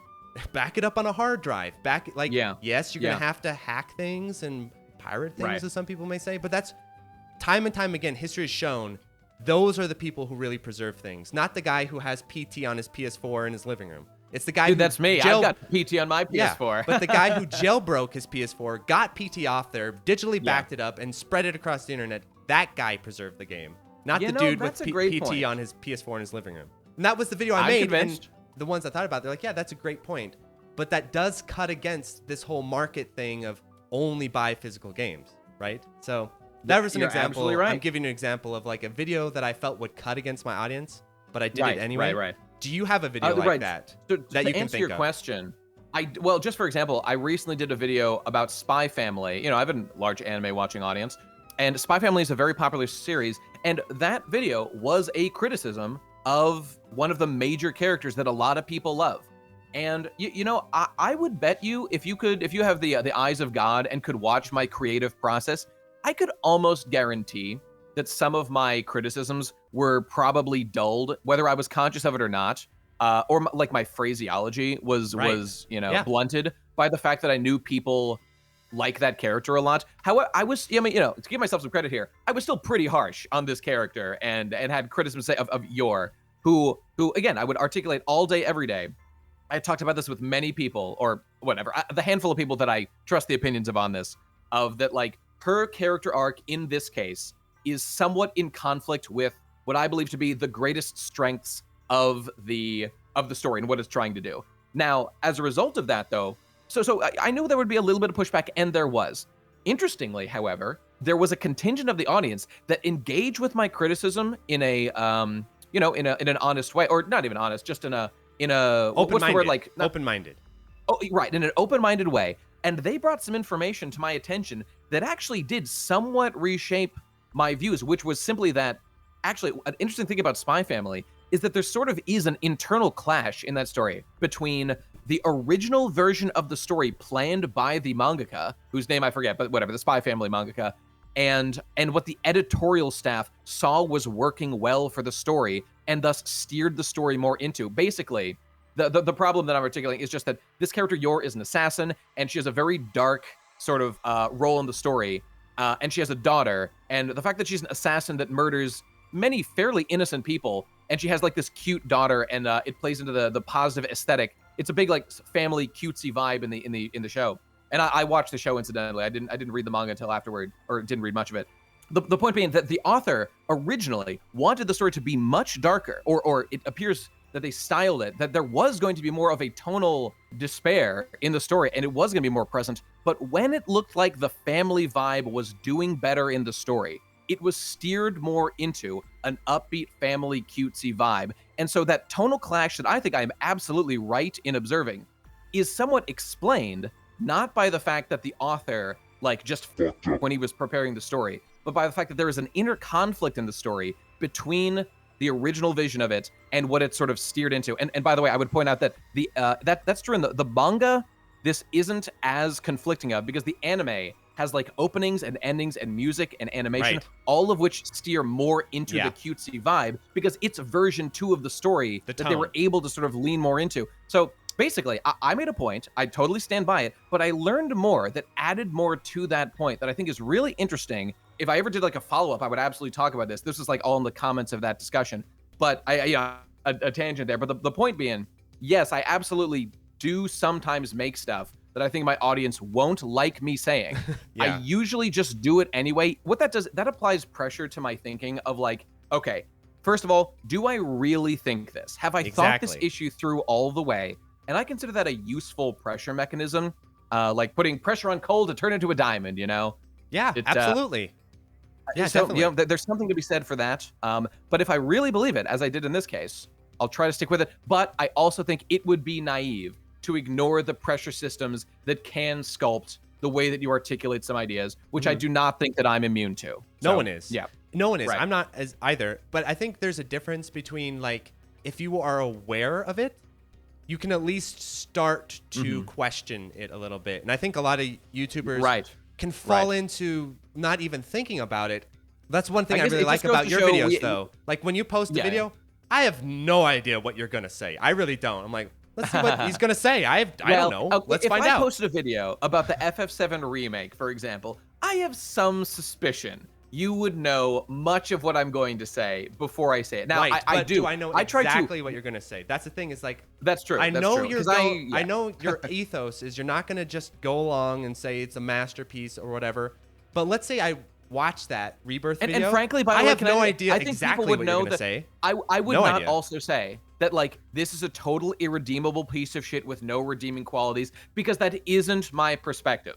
I could make Yeah, a the conclusion to visuals. that end potentially, but that would be a thorough analysis dealing with all the issues, and then a final conclusion will be reached having analyzed the various aspects of that deliberation. And then maybe the conclusion would then be like, and thus this is not worth the CD that it's printed on. It is not an artistic like piece your that is worth angle- your time. Your angle Yeah. that I really appreciate is even if you can defend the game in many ways unto itself, which I think you can, You absolutely can, of you course. also Of course you can. run into the problem of it affecting the legacy of the story. Now, You I sure don't care can. about that sort of thing, but for the people Hey, who do, here's a new one- and here's a new one for 90% people. of people on YouTube do. If you watch, Here's a thought. Here's a thought. Yeah. Now that we have this AI generation stuff, when you ask AI, this is so great because I've talked about this forever, but this just like condensed the argument so clearly. When you ask AI, give me a picture of Cloud Strife. Guess which kind of Cloud Yep. Strife you get, which thus is just a perfect encapsulation of how society comes to update the version of a character.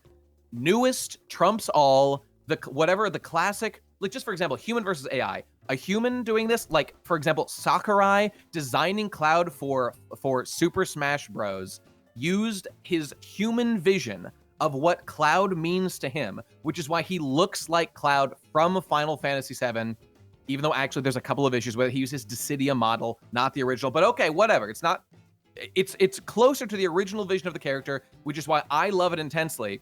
But being AI or whatever, they see new Cloud from the remake as like that is what Cloud is, which I would have many reasons to say is not a perfect way to do it. But that's what's happening to society when you are making this. All that this AI stuff does is reflect what the people are seeing and talking about. It encapsulates that argument so clearly. But whatever, that's one little point on this.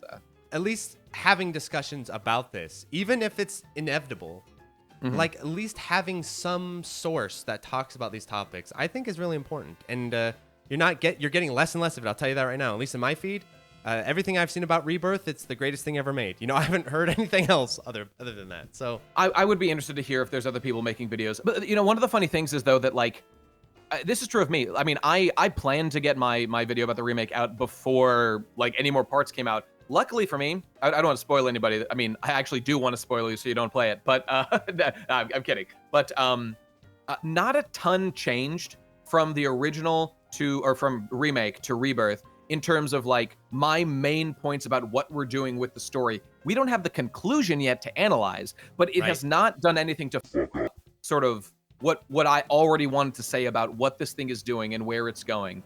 In fact, it's only helped me in having material to discuss to that end. So the fact that that's still the case, for me, that's convenient because I didn't finish my first video the way I wanted to. But for people that made a long, in-depth video about Remake Part 1, like they probably don't have like a ton more to say.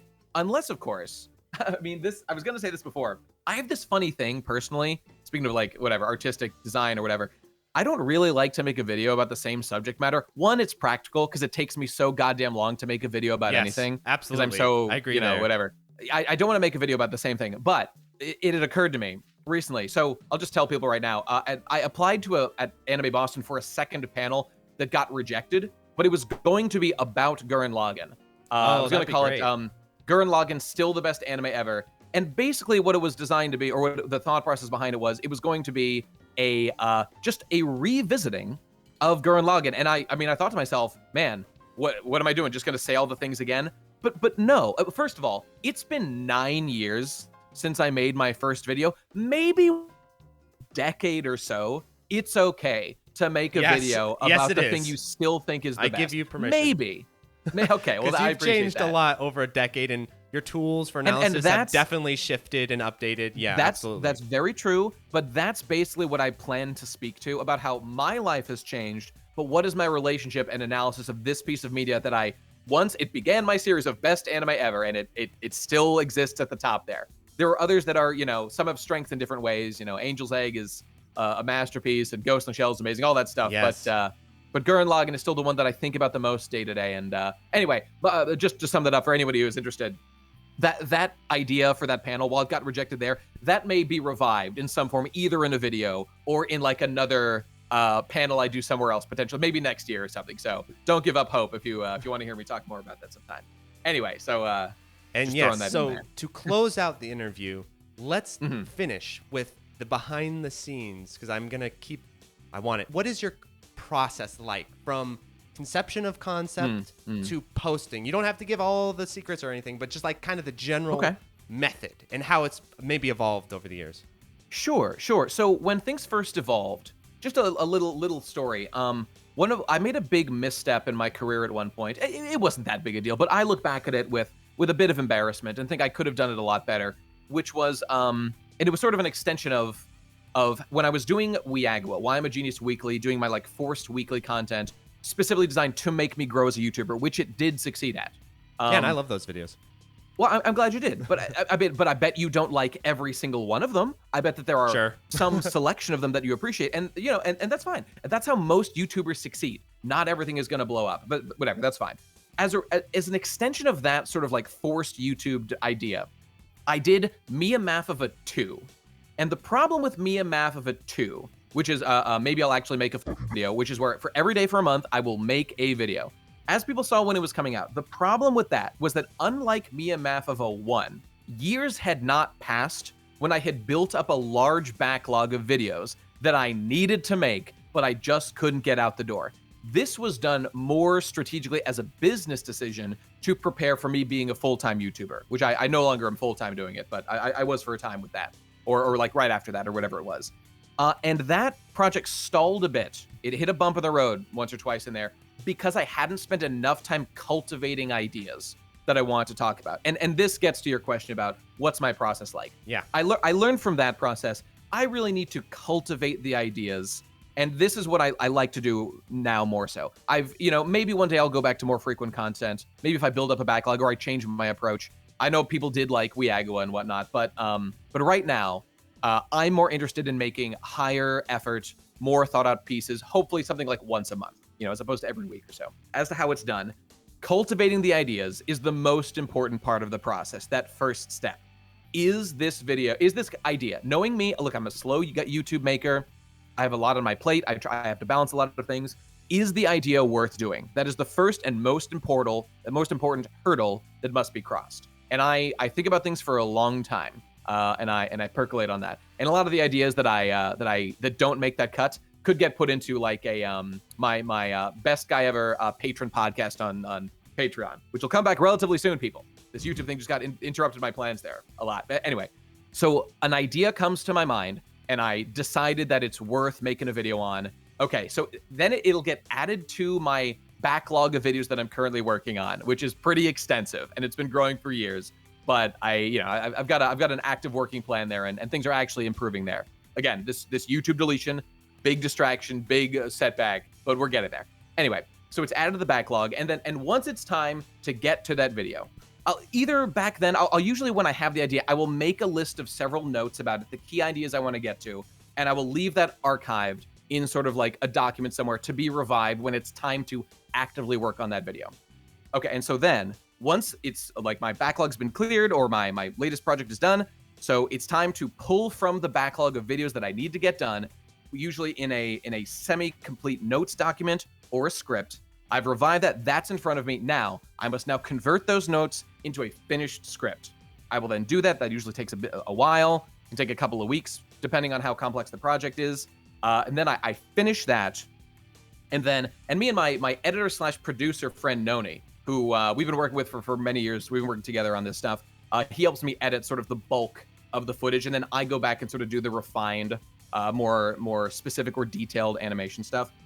I will finish the script. I will do the audio recording. I will pass it to him. He will do some sections of like the bulk editing, And then when that's done, that'll be passed back to me, and I sort of make the final touches on the top of it, of doing like adding in music, making sound effects that he hasn't already added or whatever, and doing all the final stuff to make it the final presented version of the video. So that's the technical side. Now, as for just the writing side of the video specifically, I mean, there's not really much to say about it other than I sit down when I have my ideas there, and this is kind of the hardest part to be done. I have my notes, and again, remember, I've already done the hardest part of the whole thing, which is come up with a good idea that I think is worth talking about at length. And then I pretty much just let myself go. Do you record audio raw, or do you write and then read back your writing? Do you mean, do I finish a script, or do I like make notes and then just come up with ideas based on the notes as I'm recording? Is that what you're asking? Yeah. So for example, what I do is I've done one giant scripted documentary when I wrote it out like a screenplay and everything, and I performed it in, like, I guess, kind of a traditional YouTuber sense. But what I usually do with my videos is I write down notes, extensive notes, ideas, notes on notes. It just looks like the ramblings of a madman, obviously. And then when I sit down to record, I actually just freestyle into the microphone. Sure. For however long it takes until I feel like I've got everything I need to say. And then I call that the raw cut. And usually that raw cut is like 3 times longer than the final version. And I go through and I chop that raw cut. Like, I edit it through the audio cutting into what I hope is the feel of like a written, well thought out video. But I actually don't physically write it and repeat it. I instead, other than the documentary, which I did write down, which I thought was quite interesting and intensive.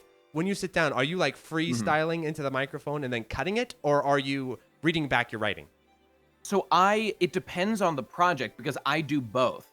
For example, the Spy Family one was a notes with, you know, I make fairly detailed notes about what I want to say in what order and whatnot. But yeah, did I say free? I meant to say Spy Family. Sorry, the Spy Family video was notes, and then that was just, you know, extemporaneously turned into a script, like as I was reading it.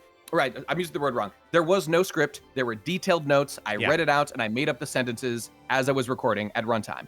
And that's what I did for like all of Weagawa. There was 1 or 2 I put more detailed notes on, but those were all like off the top of the head, basically. Now, for my more prepared videos, the Gurren Lagann videos, basically all the best anime evers, the Mickle video, anything that's like longer and more detailed. And frankly, you can kind of tell through my affect because I sound like I'm reading a script a little bit more. It's something I'm working on, but yeah, that's those I do write. Right, that's true, which I don't love personally, but it's fine either way.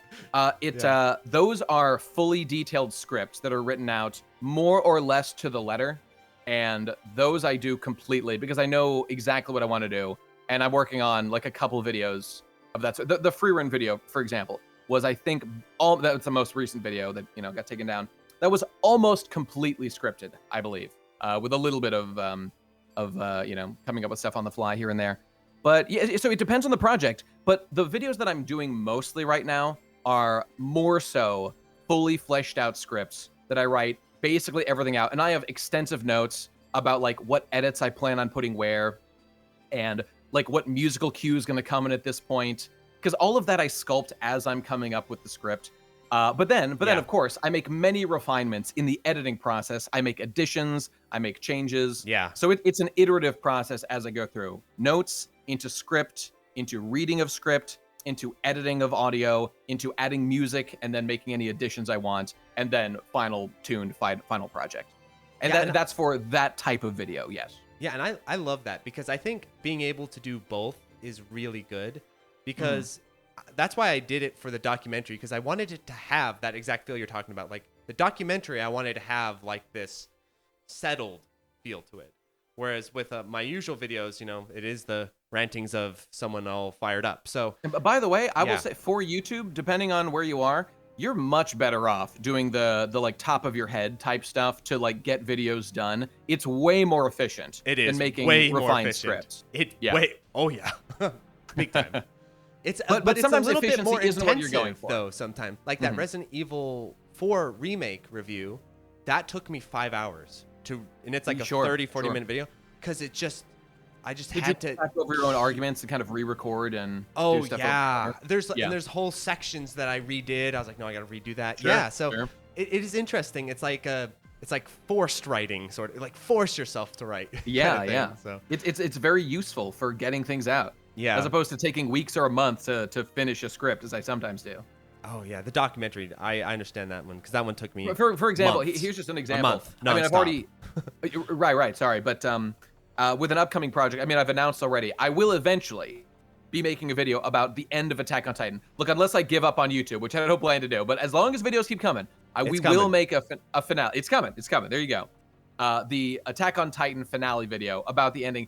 And the thing about the ending of Attack on Titan is that anime is almost singularly unique in its like impact in recent eras on just anime, anime viewership.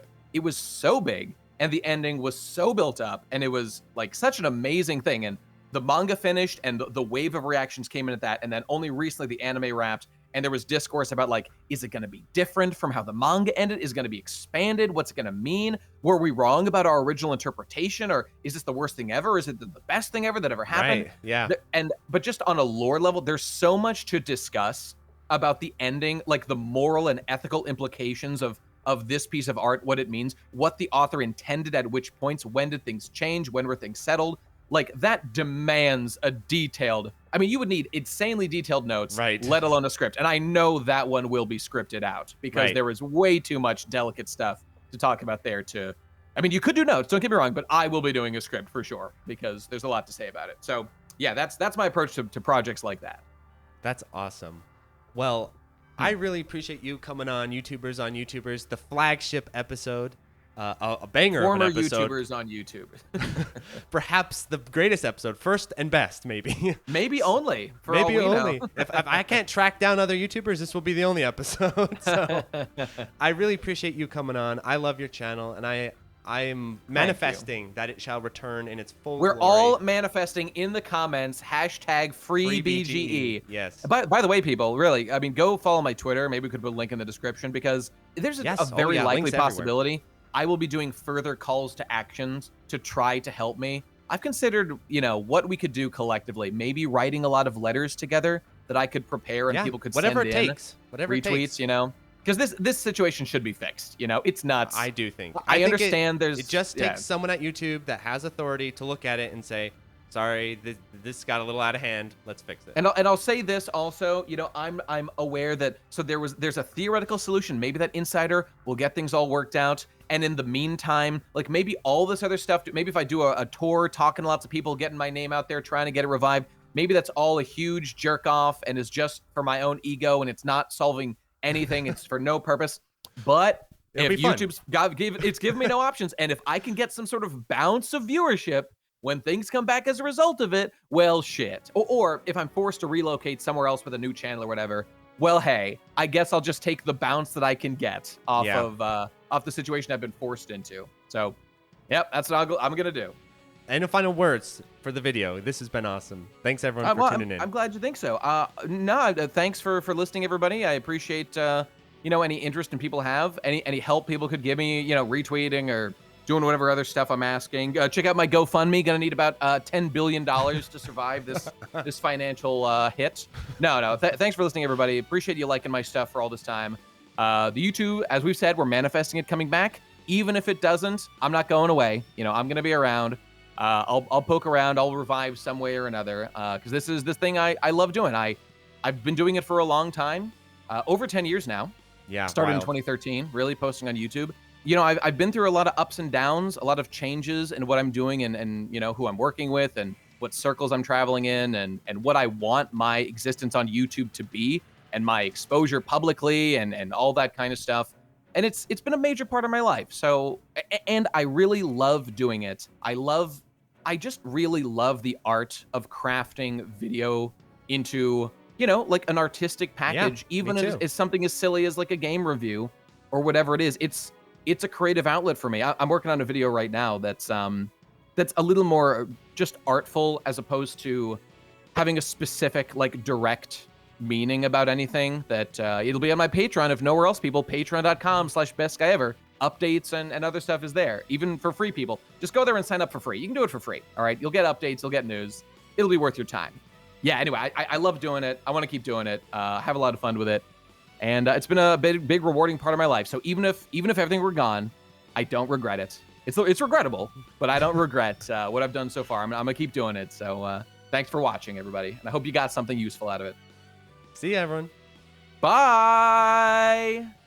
So thank you to the $5 patrons, 100, accepting Panda, Admiral Coconut, Anhold, Alexander Pfeiffer, Anthony A, Arcade Hell, Arrow Viper, Autonamed, Beelit, Beam Pit, Bo, Ben, Beetledames, Boghog, Borgie22, Chase Palumbo, Chris Yusufovich, Chronic Burnout 3, Claricliff, Climby Coyote, Coast, Colorboy, Cooksan666, Cook Some Soup, Crusty Boy, Des Audio, Darren Griffin, Dave Hansen, David Crespo, Delta Tango 6, Dick Jones, Dingo, DJ420 Praise It, Dr. Bosky, Evan Seraphet, FCK, F Deluxe, Fergus, Friskin, Frames Per Human, Francisco, Full Set, Vibra, Gameboy Gru, Geese Machine, GPM, Gustavo Sanchez, Hausu, Hero Death, Jake Ryan, Jacob Valenzuela, JLab, JBRPG, Jink Hans, John Kelly, John Longwalker, K, K2, K-Horse, Contain, Praise the Boys, Last of 7, Low Casting, Mieshpa, Malaise, Mars Bar, Matt O'Leary, Maz, Megadeth 859, Minung, Meister, Mew Jam, Misha, Monroe, Nathaniel Davis, Neon Dagger Games, Okla Kugels, Ospe, Pedro Perez, Poorly Written Protagonist, Psycho Blizzard, Queen Charlene, Rafael Trujillo, Raul, Real Skeen, Rent Halt's Time, Retro Schmupper, Rory Starks, Rolf015, Brian Bartlett, Scanline City, Segfault, Shazzy, Shmup Junkie, Sirapong, Spiders STG, Steady AI, Steve Fiction, Street Magic, Superfunk, Tamzarian, Taze Ryu, The Boot Rex, The Dirty Screech, The N1, The Old Bensta, Toho Rosardi, Travis Arbon, Sugumo, 2YU, Twilight EX, Unicorn Roots, Ursua, Ushimushi, Vic Viper, Beautiful, Wabby Legs, Zachary Patton, and Zeal.